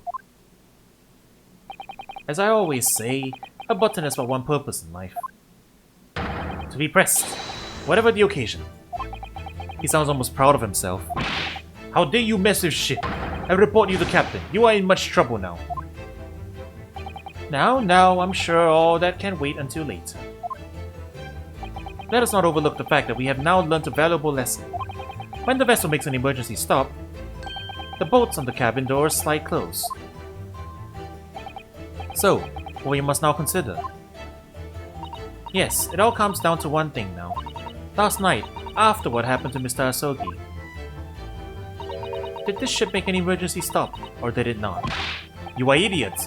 Burya is a huge ship with many passengers. If we make emergency stop, even in middle of night, there will be chaos everywhere. What are your thoughts, Mr. Naruhodo? Well, it's certainly possible that some kind of emergency happened last night. We have evidence to support that idea. Really? What evidence, Mr. Naruhodo? Fascinating. Do show us, my good man. What evidence promotes the theory that some emergency gripped this vessel last night? The incomplete ship report? I think it's probably this. Yes! Seaman Stroganoff. It's your duty to patrol the first class area of the ship, isn't that right? Ah, that is correct. Why? And the ship's log here. This will be where you record the details of your duties. What are you doing with that? That is mine! You rather carelessly left it atop the little makeshift burial in the passageway out there. But as responsible passengers, we took it into our care with a mind to return it to you later. I left it there on purpose. That is where I put it always. The point is, looking at what you usually record, it's clear that under normal circumstances, you write the phrase nothing to report every 30 minutes. But from 2 o'clock last night until first light this morning, nothing was recorded at all. Nothing recorded in the log. That is... because nothing happened. But if nothing happened, you would normally write nothing to report, wouldn't you? Indeed so. Which tells us that shortly after 2 AM, something happened here aboard the SS Burya. Something sufficiently significant to make you forget to fill in the ship's log, in fact. Are you suggesting that the ship really did make an emergency stop in the middle of the night? Stop talking rubbish! If I'm perfectly honest, I find that a little hard to believe myself. Oh? Why? Well, because if something as major as an emergency stop really had happened, surely all of us would have noticed. That's very true. Thanks to the emergency stop we experienced earlier, we all know what it feels like now. The ship lurched so violently, and the alarm bell was so loud, I can't imagine that anybody would sleep through that, even if it happened in the dead of night. Well, no, that's a good point. Wait, so they were drugged? But everything happened as a crime of passion last night, or like an accident. Drugging indicates that this was premeditated, like really long ago, like this is no accident. But that throws the entire premise out the window, like what? Is this what they call the Gyakuten? I guess this is the Gyakuten then, Yeah, I don't even know what to think anymore. The accident theory really just fit very well, and it would have been a good explanation, but... Wow, I guess the conspiracy really does run deep. What of the throbbing? Sorry? What do you mean? Your head, man. The throbbing of your head since this morning. We have all suffered with it. Ah. Oh yes. I have a headache, you're right. In fact, I haven't been feeling myself since I woke up today. So the only people who were awake last night, within the cast of people that we know, Asogi was definitely awake because he was writing in his journal. Our lady friend here was awake because she was waving the cat toy around in the ventilator. And Stroganoff was awake because he was filling in entries all the way up to that point, so...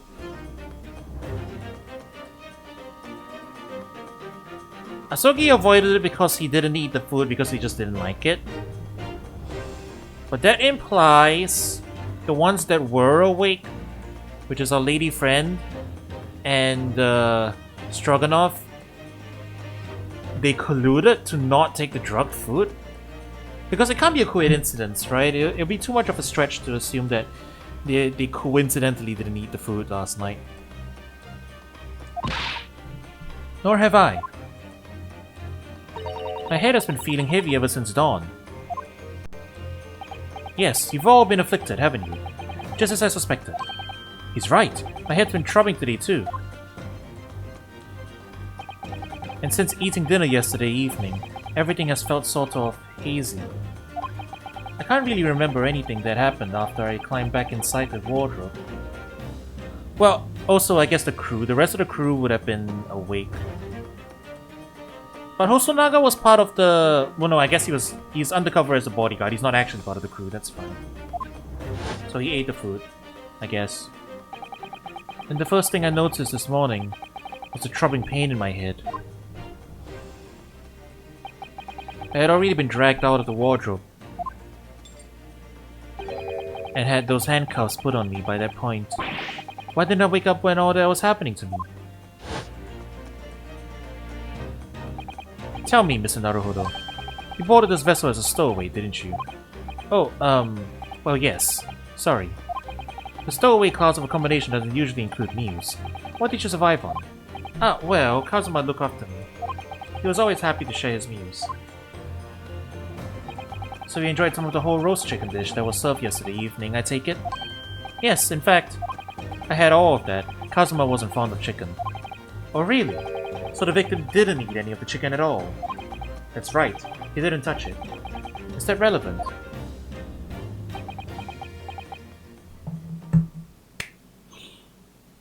Chad, I think I got it.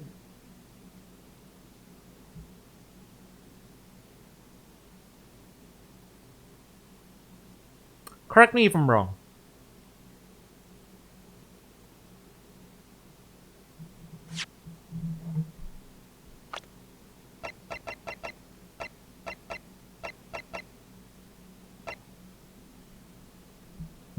She came aboard the ship last night, right?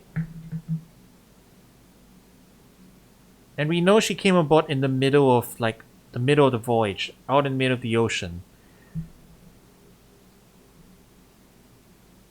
The crew drugged everybody in order to smuggle her on board without anyone noticing.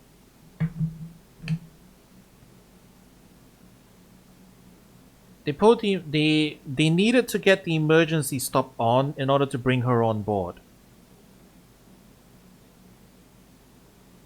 but they don't want to alert the passengers and the general public that they're doing that.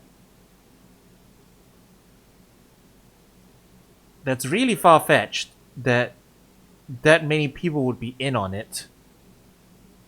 Like the entire crew colluded. But then again, I guess if she used to be part of the ship, I guess like the entire crew would be okay with it. Like they colluded at the expense of their current passengers. They colluded to drug everybody on board in order to smuggle her onto the ship during the emergency stop. And as it turns out, Asogi was the only passenger who didn't eat the drugged food and therefore was still awake at that time. Seems like a bit of a jump to go straight to murder in order to keep the secret, but if they are really willing to go that far as to drug everybody, I guess murder to cover it up is also not beyond them. Because, like, you know, it's not like the emergency stop is an automatic thing. It's not just Stroganoff that would be that would have been part of this conspiracy to drug everybody.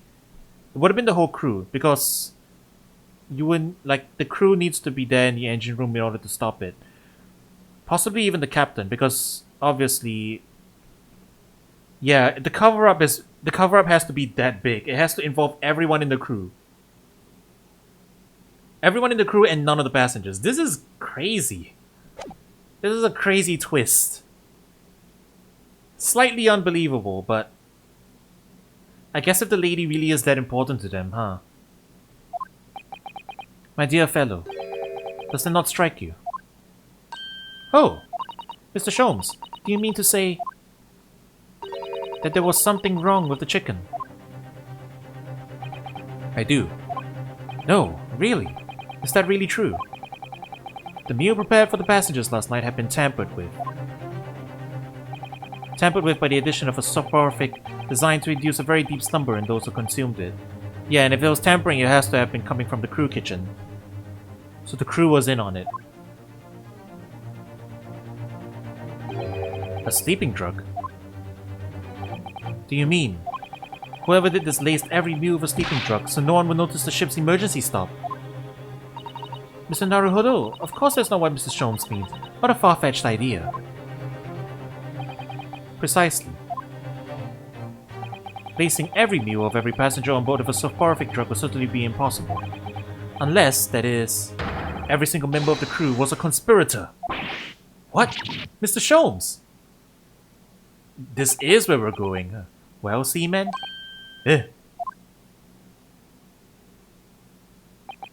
I'm sorry to say that any more deception in this matter will get you nowhere. If you refuse to talk, there would have to be an inquiry made through the shipping company, of course. And were that to happen, every member of the crew, and the captain himself, would be hauled over the coves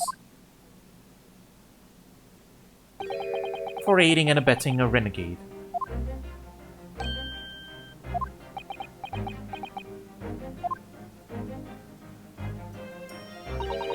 Please, no more. I will tell everything. I cannot make problems like this for everyone anymore. These crewmen are your former comrades, I believe. Yes. So when I decided to run away, I asked them to help me. We all agreed to help, everyone together. She threw away everything. Her fame in the ballet, Mother Russia. He wanted to help our angel. I don't believe it. You are right. We put sleeping drug in chicken last night. Yes, I remember now. I did notice chewing on a lump of something strange and bitter at one point. We could not make all drug. How you say, dissolve? Talk about heavy seasoning. At midnight in waters near Shanghai, we brought our angel on board. She was helped by comrade on shore with a small fishing boat. While all the passengers of the SS Burya slept soundly. thanks to the almost magical effects of the slumber-inducing potion their evening meals had contained.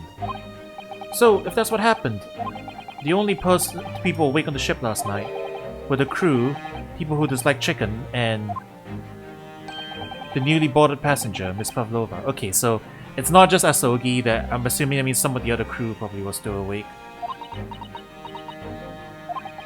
And that means it would have been possible for you. You could have used an emergency stop trick to lock Kazuma's cabin door.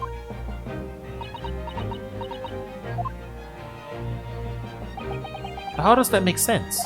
Surely every cabin door would have ended up locked in that case, and there would have been complete chaos. Oh, I wouldn't say so. What? Oh, of course. Just like us, all the other passengers would have eaten their evening meal of chicken in their cabins, after which they would have been overwhelmed by tiredness because of the sleeping drug. Quite. And accordingly, all passengers were already in their cabins for the night. Yes! The overwhelming majority of passengers would habitually sleep with their cabin doors bolted anyway, and so not one of them would have found it remarkable to find the door locked in the morning. I mean, that is still kind of like a risk to take, assuming that everyone is in their cabins. I think it's a bit of a stretch to say that Asogi was the only non-crew member on board who was awake to notice all that stuff, but Plus, they would have noticed everything falling over as well, so like in the morning. So I don't know. I think some people would have been suspicious, but I guess yes, it'll just be a weird suspicion that, oh, maybe we made a stop in the middle of the night because of an emergency or something. But yeah, I mean, okay, fine, plausible. In summary, in order to fasten the board of a single cabin door on the ship, the culprit brought the entire vessel to an emergency stop in the early hours of the morning. Wait, Holmes is saying that it was intentional? I thought the stop was in order to bring her on board, not to cover it up.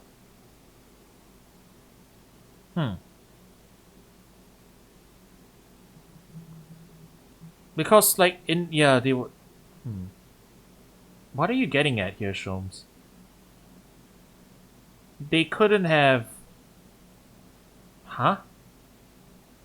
Wait, my theory is still off?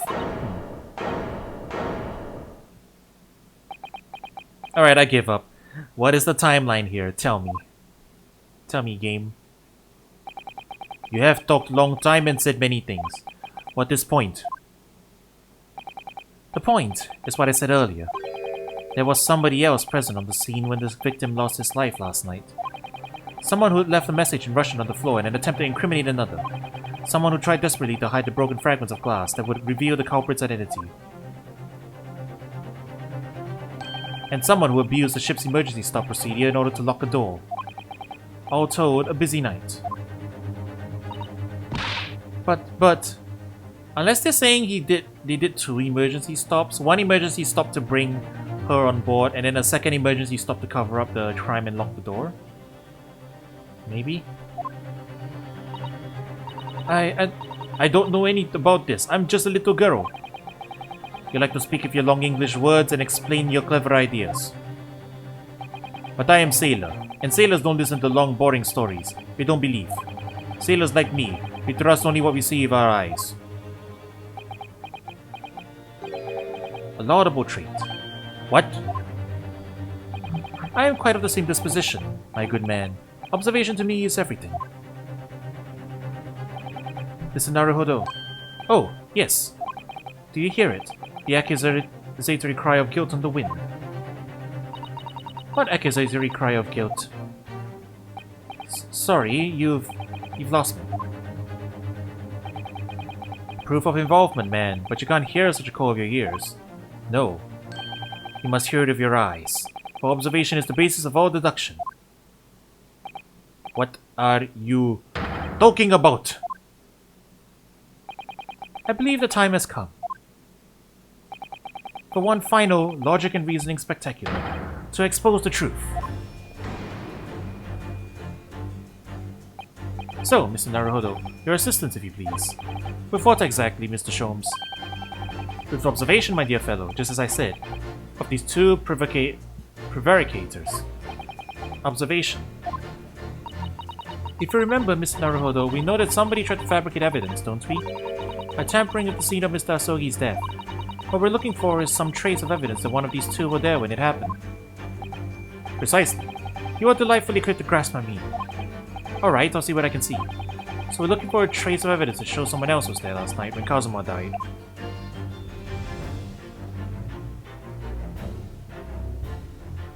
Aha. Yes!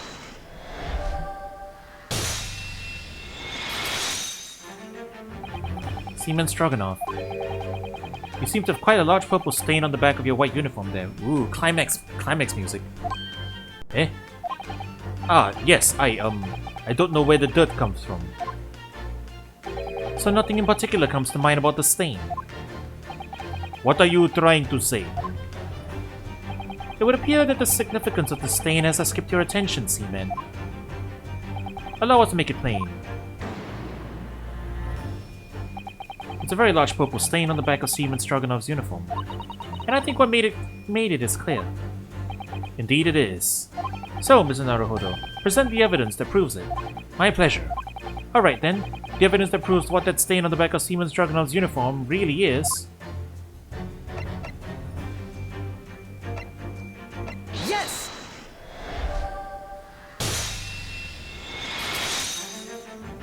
Yes, it's this photograph, and the ink it shows. That's what caused the stain on your uniform. Ink. A rather unusual color of ink, purple. Oh! Ah, the penny drops. At last. Now you see the significance. The Russian word on the floor next to the victim's body was written in purple ink. And the stain on the back of the uniform is ink of exactly the same color. If the ink had been dry, it couldn't possibly have stained your uniform in that way. Which means... you must have been present in the cabin, in the moments immediately after the ink was spilled. Alright, yes. It was me. I did it. Everything. I arranged everything in Dead Student's cabin to make it look like Wardrobe Man did it. Then I pressed button to make Buriya do emergency stop and both cabin doors shut. I did everything so no one would suspect our Angel. Biff, please. Don't worry, Angel. Let me do talking. It was after 1 in the morning. I was on duty, patrolling passageway. Then our Angel came to me. She was white like sheet. Beef, please, you must help me. Oh, she was already smuggled on board before then, I guess? I don't know. I went with her. The door to cabin number 1 was open. When I looked inside, I saw student boy on floor. What happened here? Please, don't tell anyone. My little one. My little furry friend. Okay, yeah, so... still an accident. Still an accident, it's just that... we implicated the cover-up. So, yeah, I was right. But why the drug, then? Because, yeah, by the time that happened, they already fed the drug to everybody. How does that work?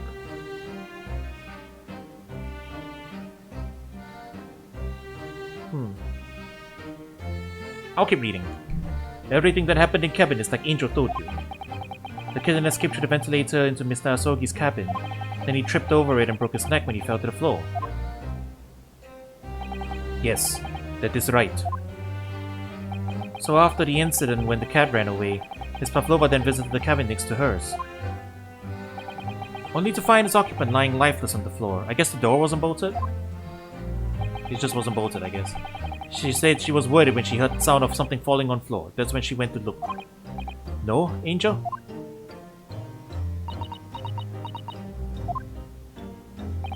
The door was not locked. Okay, there you go. So she opened to look and you already know what happened after. There's just one thing, if you wouldn't mind. What? When you went to Mr. Asogi's cabin, Miss Pavlova, was he already dead? Why? I already told you. When Nina opened door of student's cabin and looked inside, I was asking Miss Pavlova. Well, Miss Pavlova? Da. Oh. Yes, that is right. I saw him. It was dark and he was wearing black, but he was on the floor, not moving. I was scared.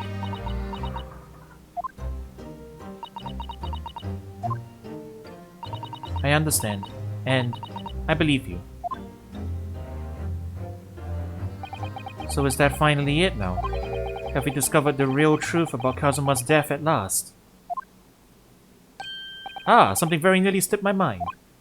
Oh, Mr. Sholmes? This photograph. Yes, I took this myself, you know. The cause of death was a broken neck. Therefore, the victim died instantly. In the unfortunate incident that precipitated these events, a kitten on which the victim stumbled. However, if those are the facts, there is one particular area in this photograph that seems to me somewhat unnatural. Still not done. What do you mean, unnatural? What are your thoughts on the matter, Mr. Naruhodo? Oh, well... If Kazuma tripped and fell and by some terrible stroke of bad luck broke his neck, which part of this photographic print seems unnatural?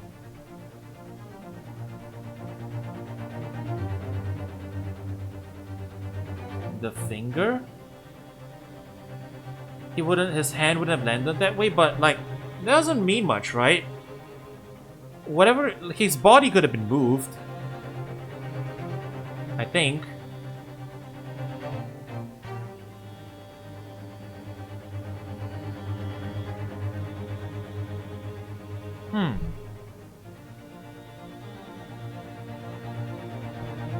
I genuinely don't know what's going on here.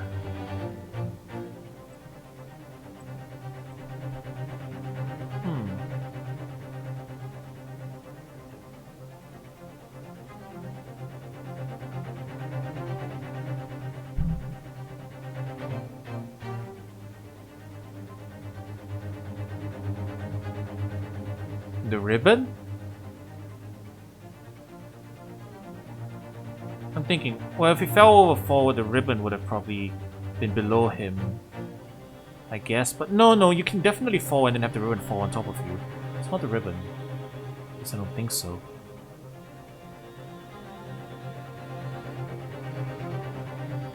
Wow, damn, I'm actually genuinely stumped. I'm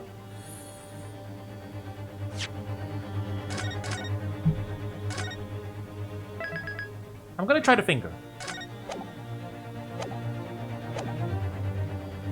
Yes!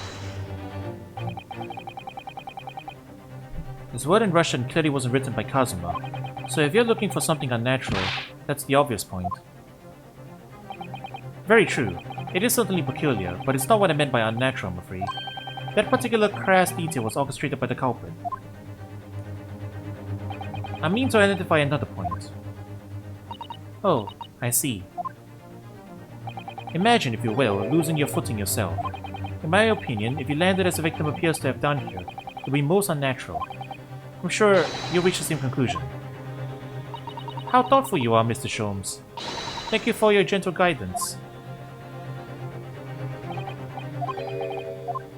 Oh.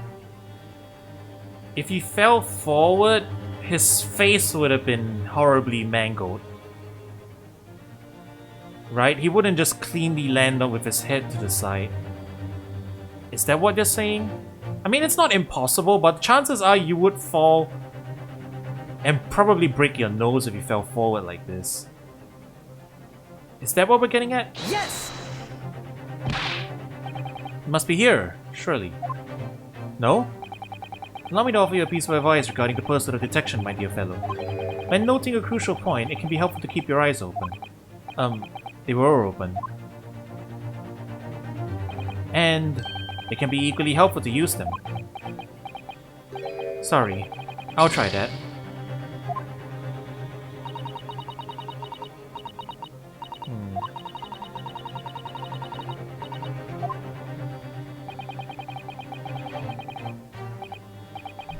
No, we really have that detail. It's not that.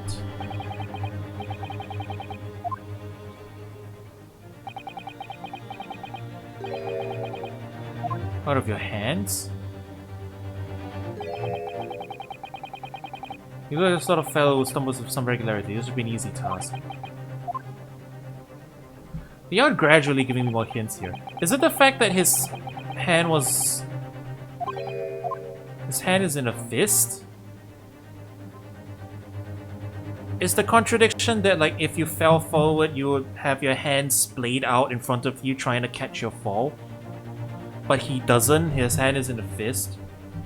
I'm not sure that actually means anything either. It's not impossible for you to fall like that, I guess. If, like, especially, I don't know, if he was holding a... If he was still holding his pen or something. Yes! I guess that's what they mean. Alright, if he really fell due to an unfortunate accident, then this fist just doesn't seem quite right. The exact same thought occurred to me. In a fall, one's instinct is to open the palms flat. Okay, so that is what they were going for. I guess it is a little odd, yeah, but I wouldn't go so far as to say it's a contradiction. Alright, we'll pursue that. We'll pursue that line of thought.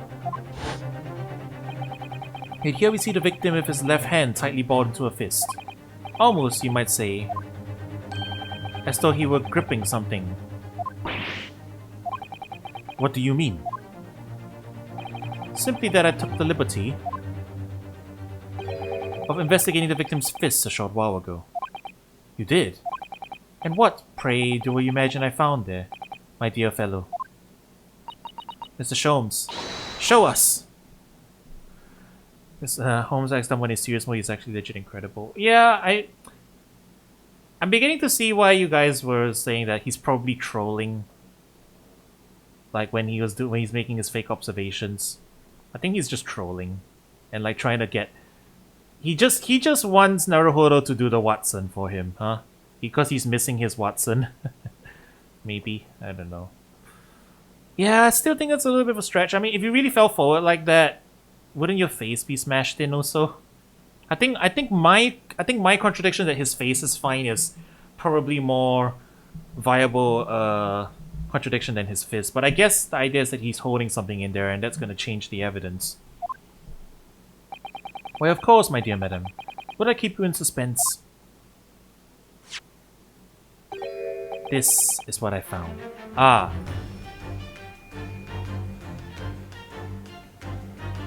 She was in the cabin and he wasn't dead yet. That changes a lot. Wow, okay. Oh, a crescent moon with a little gemstone in the middle. Yes, you're right. A crescent moon. This turns everything upside down. This is a Gyakuten. What is going on? It's very pretty, but what does it tell us? It tells us nothing. I'm not so sure. That crescent moon looks... It looks familiar somehow. I'm sure I've seen it somewhere before.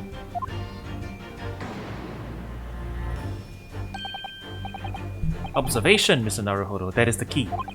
What? The truth is now tantalizingly close. How did that crescent moon come to be in Kazuma's clenched fist? This is the final clue, the last piece of the puzzle. Ask yourself, what does this little crescent moon mean? What significance has it? And observe, find the answer with your own eyes.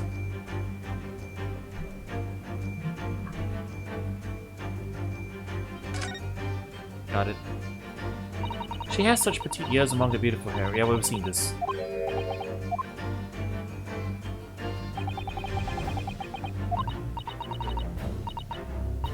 Wait, look, it's a crescent moon.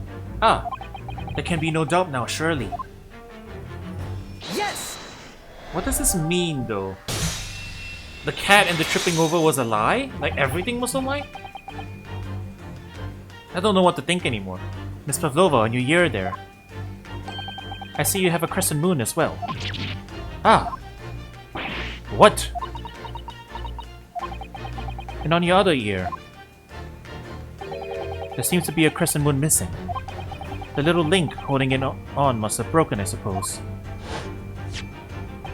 Now, the missing crescent moon was found in the victim's clenched fist. Clearly there is only one logical conclusion. Wouldn't you agree, Mr. Naruhodo? Yes. Miss Pavlova, Mr. Asogi must have grasped that crescent moon and pulled it from your ear. Perhaps just moments before he fell to the floor. In other words, last night in Mr. Asoki's cabin, you witnessed the moment when the victim fell with your own eyes. In fact, you were quite literally at arm's length from him. But then the question is, why did Mr. Asogi do that? Why did he pull your earring from your ear and hold it in his clenched fist during his final moments? Oh no. Danger? No one can protect you now. Please, Miss Pavlova, tell us the truth. Last night, what did you do to Kazuma? Ah! Niet!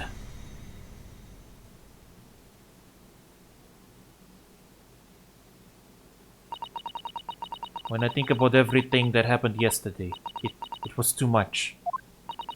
Running away, the fishing boat in the middle of the night, trying to climb onto this huge ship. And then, when I was at last in this cabin and I could relax after this horrible, long day. Darka, wait!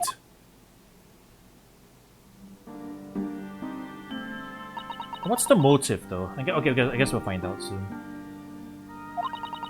I couldn't believe it when she disappeared through the ventilator. I tried to call her with a little whistle. I tried waving her favorite toy, but nothing worked. Darka would not come back.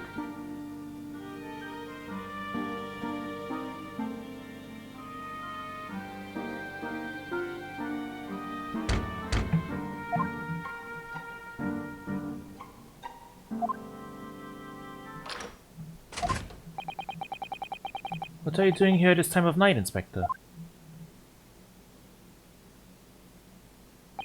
Oh. I'm sorry. I thought it was a friend of mine.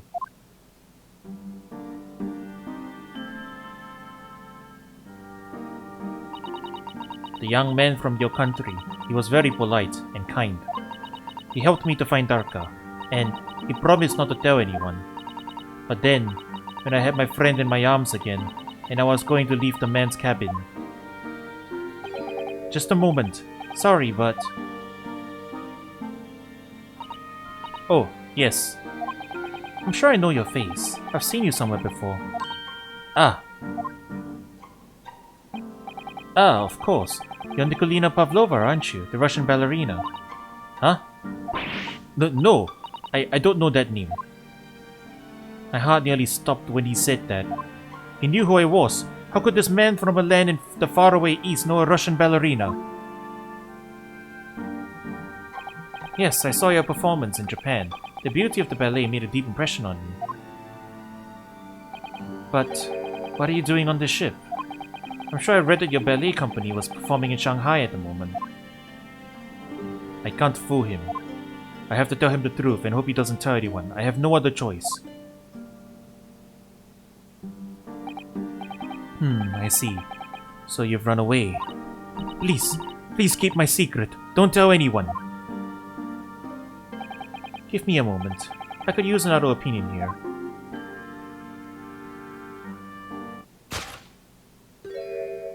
He's going to pull the cord. He's going to tell the captain. Why did I think I could trust him? Okay.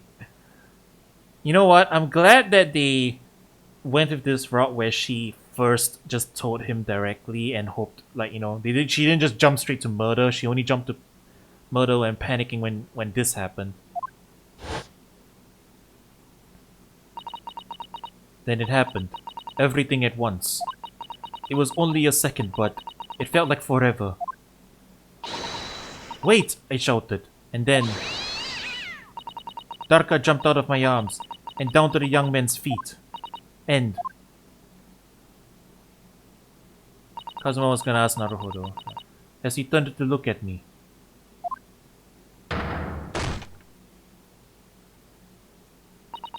I pushed him. I don't even know why. I don't know why I did it. I was just so scared. And I had to stop him from telling anyone about me.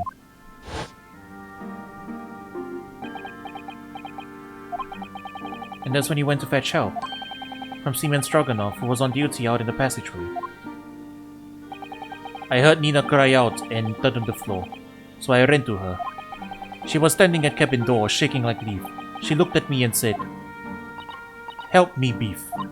If they find out, I will be... Please, I have nowhere to go." So you decided to help. And that's when you arranged things in Kazuma's cabin to make it look like I did it. So that no one would suspect the passenger in the cabin next door. Yes. I went into the cabin and I looked around to make sure there was nothing to show Nina what else there. And then I found Stowaway. In wardrobe, still sleeping. Right. That's when he found me. So you worked out a plan. To lay the blame on the Stowaway. I closed wardrobe doors and put back strange paper sign. Luckily for me, that's the only reason Susato-san started to believe me when I said I was innocent. I dragged the young man's body to a good place and used ink that was spilling to write on floor. I wrote wardrobe so that the person who found it would look inside wardrobe and find Stowaway. And tell me, what is the glass bell? It was by my feet, so I picked it up. I see. But it was dark in the cabin. I didn't notice the other half. Then Angel went back to her cabin, and I finished job. By pressing the emergency alarm button in the passageway. Yes. Accordingly, the SS Burya did indeed come to an emergency halt at a little after 2 AM, thus enticing the bolt on the cabin door to slide shut, creating the locked room mystery. So, okay, let me just clarify one thing. Why did the crew drug the passengers then? Because the emergency stop was unplanned, right? They didn't drug them specifically so that they can hide the emergency stop, right? That's not what they implied. Did they drug everybody because they were going to sneak Pavlova onto the boat? But why did they feel the need to do all that? Like, just to bring the ballerina on board. I guess the idea is that it wasn't an emergency stop. They stopped outside Shanghai. They made an unscheduled stop in order to sneak her on board. So they had to drug everybody so that they didn't know that the ship was stopping, and they could sneak everybody. They could sneak her in without too many prying eyes. Yeah, I guess that would make sense. Yes. It's to keep prying eyes away from when they are sneaking her on board. Although she had a disguise as well, so I mean they didn't need to. I guess they were just really trying to cover their bases. Like really trying to cover their bases. Like disguise wasn't enough, none of the other stuff was enough. They just really wanted to make sure nobody saw her. And then just so happened that, oh hey, everyone's already on the ship's already been drugged. So we can pull the emergency stop without anyone noticing. So it was a lucky stroke of events. I think that's what it is. Right? Man, I mean, they could have just not left the door. Well, yeah, that's true, I guess. He wanted to cement it to only being Kazuma. So he wanted to lock the door. Otherwise, if he leaves the door unlocked, like, then it could be anyone, I guess. It wouldn't only be him. But I mean, the suspicion would still fall on Naruhodo-san for the most part, because he's the closest one, and the wardrobe thing and everything. But I guess that would open up the possibility for other people, so that's true. Like I said, this is a huge... I think, is this the crime with the biggest amount of co-conspirators in the franchise, at least so far? The entire crew of the ship is colluding on this one. That's kind of crazy.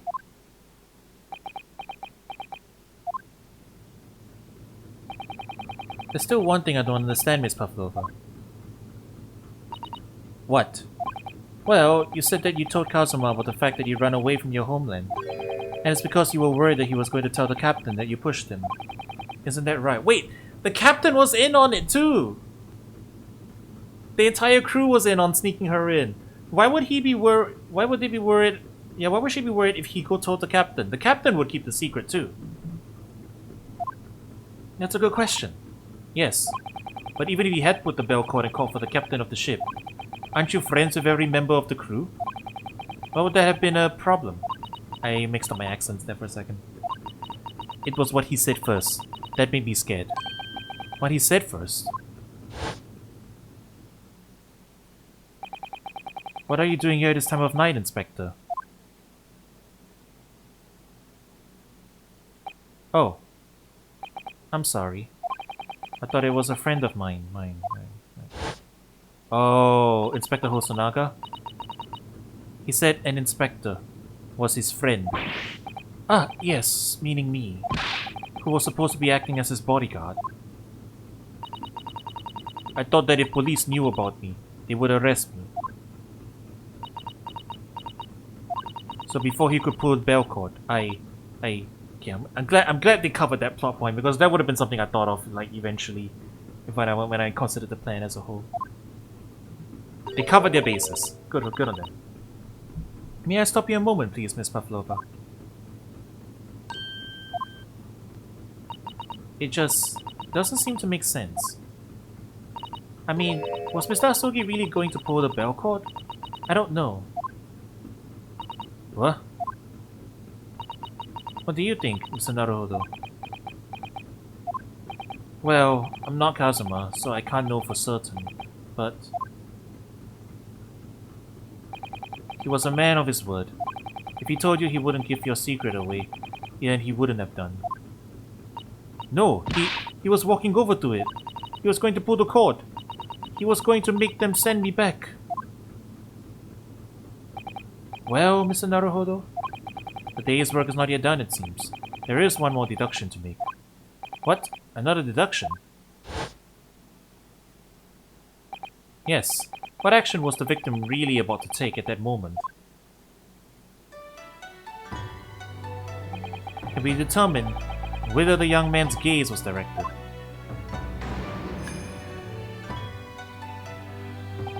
First, consider the victim's location within his cabin. That's easy. I remember every detail of that room. I mean, yes, I spent quite a lot of time in the wardrobe, but still. That cabin had been my home for this entire voyage. So this is how the cabin looked last night when Miss Pavlova visited Kazuma-sama. Yes, it's exactly how it was. Are you ready then, Mr. Naruhodo?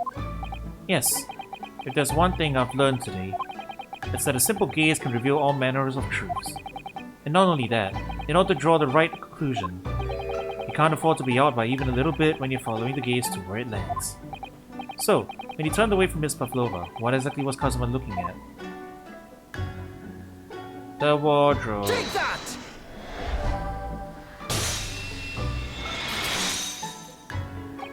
He said take that instead of hold it. Considering everything that happened last night, certainly it may have looked as though Kazuma was going to ring the bell cord. Yes, however... what is directly beside the bell cord? The wardrobe. The wardrobe. And more importantly, what was inside the wardrobe? The man's great friend, sleeping soundly. Ah! Miss Pavlova, please, think back very carefully. What were Mr. Asogi's exact words last night? Give me a moment, I could use another opinion here. Another opinion. Yes, but not from a member of the crew. No, Mr. Asogi intended to consult his close friend on the matter. To see if, between them, he might be able to help in some way, no doubt. Oh, no. Sadly, we can't know the truth for certain now. It's too late for that. But I wish you had made sure of what Mr. Asogi was looking at. Things may have ended very differently if he had.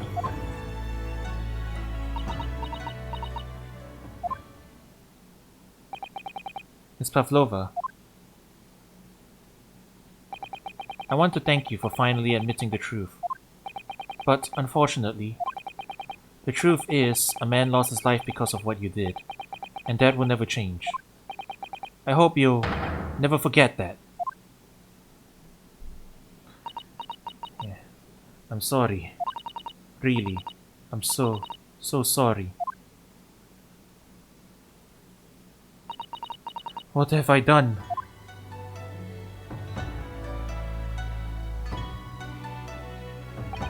And so, at long last, the mystery surrounding the tragic accident on the SS Buria was finally laid to rest.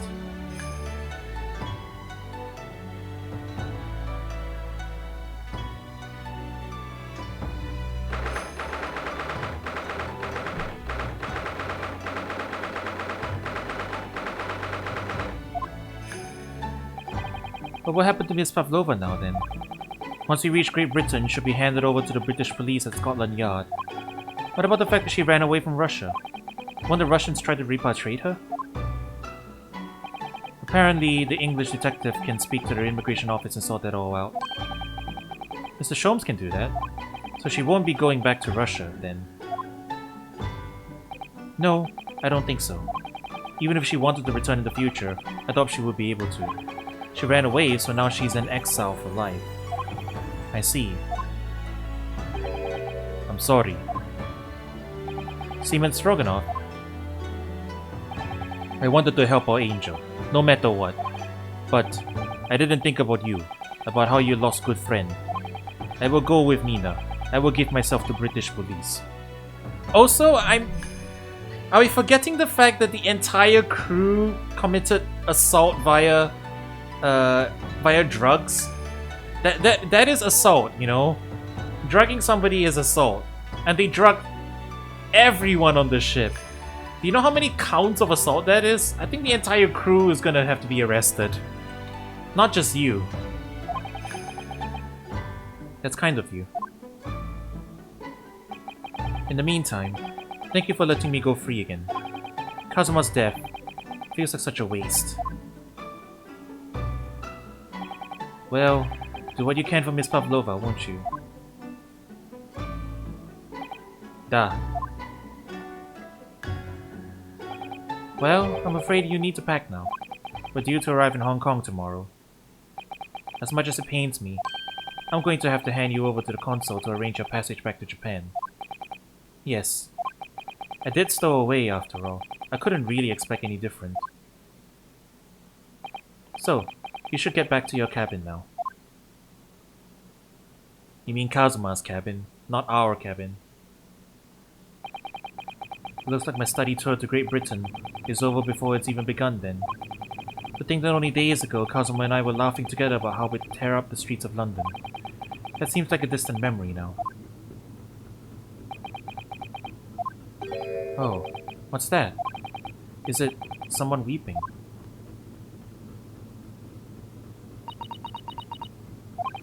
Susato-san?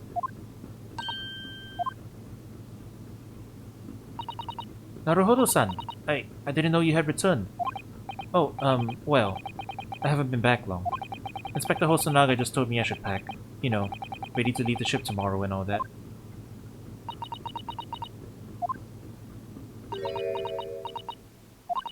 I still can't believe this has happened. I can't believe someone's life can be over just like that. Susato-san.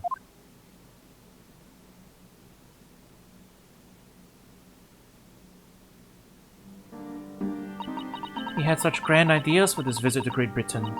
So many dreams. And now they've been cruelly taken away, just as he has. I thought I could never forgive the person responsible. Now we know the truth. That it was just an accident. Just a silly series of mishaps. It's too much, Naruhodo-san. It's just too much. Yes, I know. I wish there was something I could say. Inspector, my duty was to see Asogi-san safely to Great Britain, but I failed, and caused his two closest friends great pain and suffering as a result. I've let everyone down. And I would do anything to make up for my terrible blunder. Nobody blames you, Inspector. And I'm free again now, at least... Huh?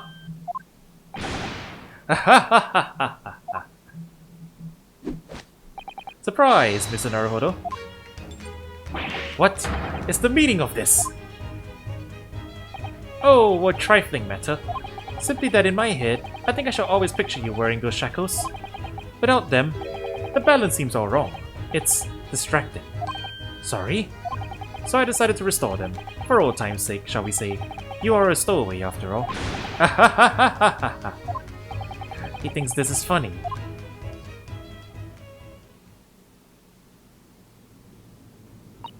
Mr. Sholmes. We do appreciate all your assistance. I'd like to thank you. From the bottom of my heart. Not at all, not at all. And though it's a little late, may I offer my sincere condolences.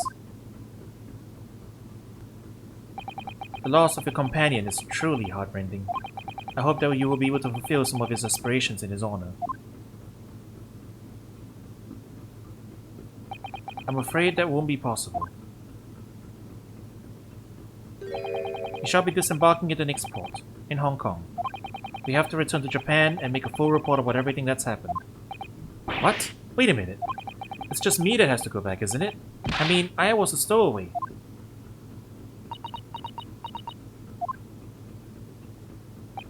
The terms of the study tour were negotiated by the Department of Justice in both Great Britain and Japan. There was to be one lawyer and one assistant. Was to be? In the light of Mr. Asogi's unfortunate death, I'm afraid the study tour can no longer go ahead. Oh no. I don't care for me, but... Poor Susato-san. My dear fellows, the majority of problems have an extremely simple solution, you know. All you require is one lawyer, and the study tour can continue, surely. But there is no one else with the necessary qualifications, Mr. Sholmes. You know of no other lawyer. Qualifications, you say? Any qualifications obtained in your own country will be of little value in Great Britain, I'm afraid. Oh, but anyway, the voyage to London still promises a good month of time. Ample opportunity, I would say, to find yourselves another suitable lawyer. Yes. Miss Susato? Yes? Do you think perhaps I might be able to do it? Ah! But you're not a lawyer, Mr. Naruhodo. Oh, unless... Are you studying law? No, I'm not, but... I'm sorry. In that case, I don't think there's even a chance it could work. But as I said, there is still more than a month before we reach England's shores. Isn't that right, Mr. Naruhodo? Yes, I have a month in which to study. To learn what I must to become a lawyer in Great Britain. Mr. Naruhodo, that's ridiculous. Are you seriously suggesting anybody could learn all that in just 40 days? There's only one way to find out. I would work my fingers to the bone, Inspector, every single day. Will you let me try? And if, by the time we reach Great Britain, I haven't learned enough to be recognized as a lawyer, I'll take whatever punishment is deemed appropriate. But why put yourself in such a difficult position? For Kazuma, he said that there was something he had to do in Great Britain, and that he would sacrifice anything to make it happen. That's not how law education works, Naruhodo. Well, maybe it's how it worked in the Meiji era, right? Plus, Holmes said the qualifications don't matter anyway, right? So as long as you have a basic understanding and you can pass the bar. Did he even have the bar back then? That's a good question. Maybe. I figured things are a little more loosey-goosey back in the Meiji era. He was passionate about it. I can't let all that passion just come to nothing. And anyway, it's for my own benefit too. I will become a lawyer. I have to. What do you say, Mrs. Sato?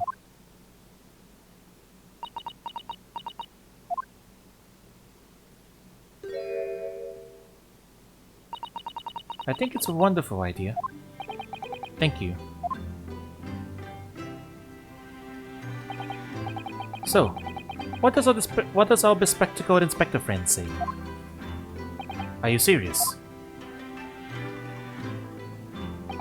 One lawyer and one assistant. The numbers are indisputable. No, it's madness. Yet fascinating, wouldn't you agree?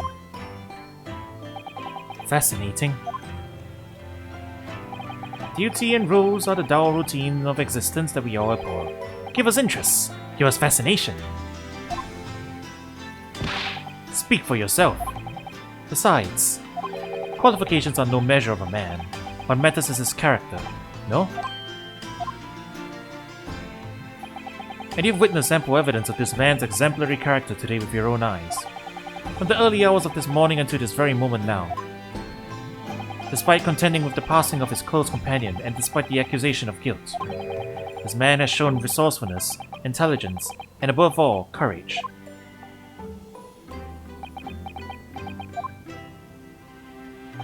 Very well. I'll think of a clever way to award my report to the Department of Justice. Inspector, after all, I did just make a promise, didn't I? I said that I'd do anything at all to make up for my shortcomings here. Oh, thank you, Inspector. If you'll excuse me, I must pay a visit to the captain's quarters, I think. I need to discuss what to do next and how best to make my report.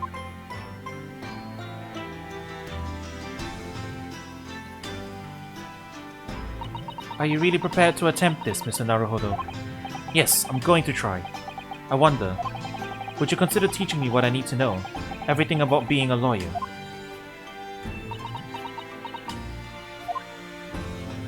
I would be delighted to help you. I am a judicial assistant after all. Thank you. And, Mr. Naruhodo, I'd like you to take charge of this. What? Me? Are you sure? I mean, that's the Yamato. I can't handle that amount of power. I'm not motivated enough. I'm sure it's what Kazuma-sama would have wanted. Its name is Karuma. It's a great sword that's been in the Asogi clan for generations. Wait, what? Karuma Kenji? Karuma Kenji? Karuma me? That Karuma? Oh my god! The Von Karmas descended from the Yamato! What a revelation! Holy shit! They are the son of a sword. Son of the demon sword. Well, you know. Yeah, Dante is the son of Sparta, right? So, these guys are... It's all coming together, chat. The Capcom properties, they're all coming together. Very well, I accept. I'll treasure it always.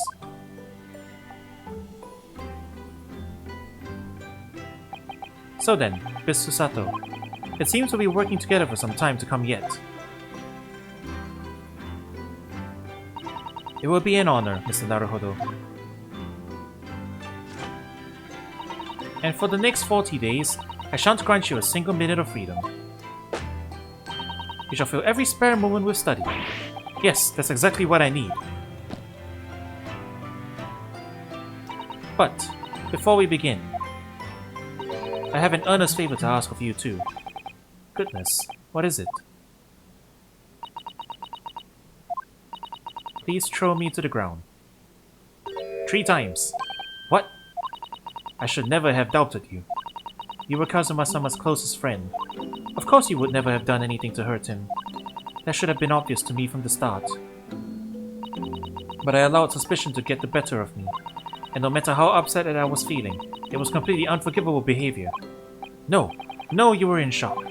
You just found out about me stowing away, and the cabin door was locked from the inside. No! I won't let you make excuses for me. Whatever the circumstances, I should never have thrown you. And not just once, but 5 times! Ah, that number keeps creeping up, doesn't it? Please, you must. Just take hold of me and throw me. Do it! Don't even think about it. No, I don't even know how. I've never thrown anyone in my life. Very wise, Mr. Naruhodo. It isn't a skill one acquires without considerable training. Oh, Mr. Sholmes.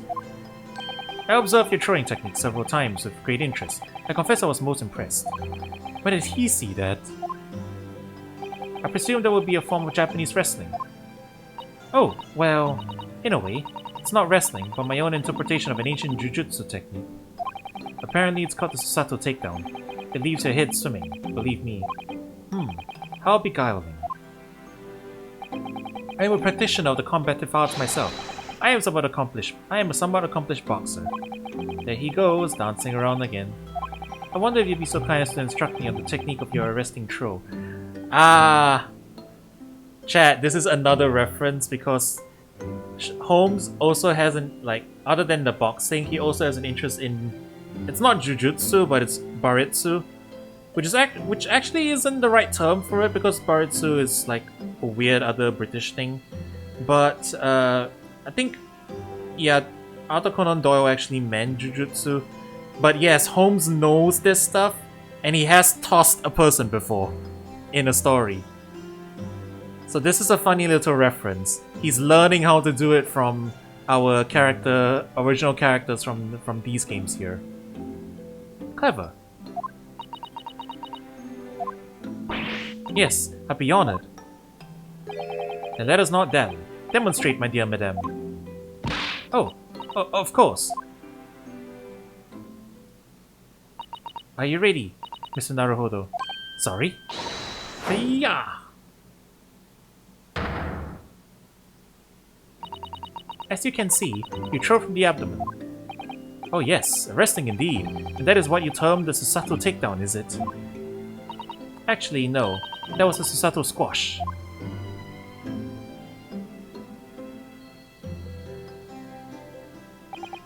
In my groggy state of consciousness, a scene from an evening recently spent with Kazuma flickered into my mind.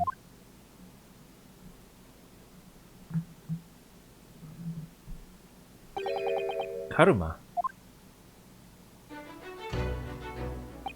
That's right. It's a prized sword that's been passed down through generations of the Asogi clan. I can't believe you managed to get permission to bring it with you.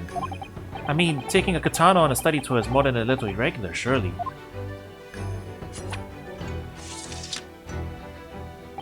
A Japanese man's sword is his soul, Ryunosuke. I can't be parted from my katana. Karuma guides me. I truly believe that. So its name compels its wielder to slice evil in two. Not that you would need much compelling. On that subject, there's something very important that I have to do in Great Britain, and I'll sacrifice anything to make it happen. And I appreciate you seeing it through with me. Of course I will. Whatever it is, I'll see it through to the end with me. Oh, he's got ulterior motives. Some sort of injustice that he wants to right. Like Mia, like Godo. Alright. I see. But he's dead now, so we're gonna have to do it for him. I knew you wouldn't let me down. That important thing he had to do. I still don't know what that was. But I'm going to see the place for myself and work it out. In Great Britain's capital, London.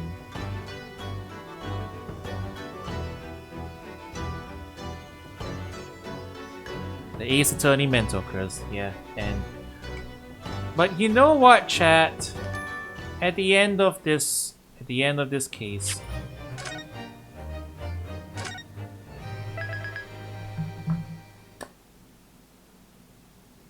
They didn't address the bruising thing. He didn't even, he died by hitting his head against the bedpost. I thought they were going to address it, but they didn't. So they're still saying that he broke his neck on the bedpost. He broke his neck on the bedpost, but didn't leave any bruising. And they never addressed that. And from the way you guys are talking about it, I'm assuming that is relevant to something later. And it's not just the, oh, let it slide. You know, I'm not supposed to let it slide.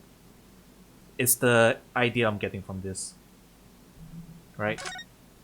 Because nobody in universe questions it. We're using meta knowledge here to question it, which is what makes me a little iffy about like whether it actually is a real thing or not. Because if they question it in universe, then we know that's a contradiction. If we're just questioning it out of universe, there's plenty of things in several Ace Attorney cases where we can question the logic and like we're actually not supposed to. We're just supposed to go along with it. But that seemed odd.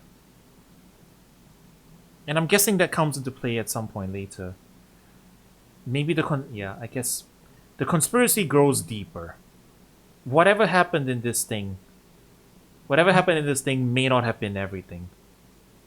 And yeah, like I said, the entire crew of the ship being co-conspirators. I think that's the biggest amount of like a conspiracy group being party to a crime in Ace Attorney, at least so far, right?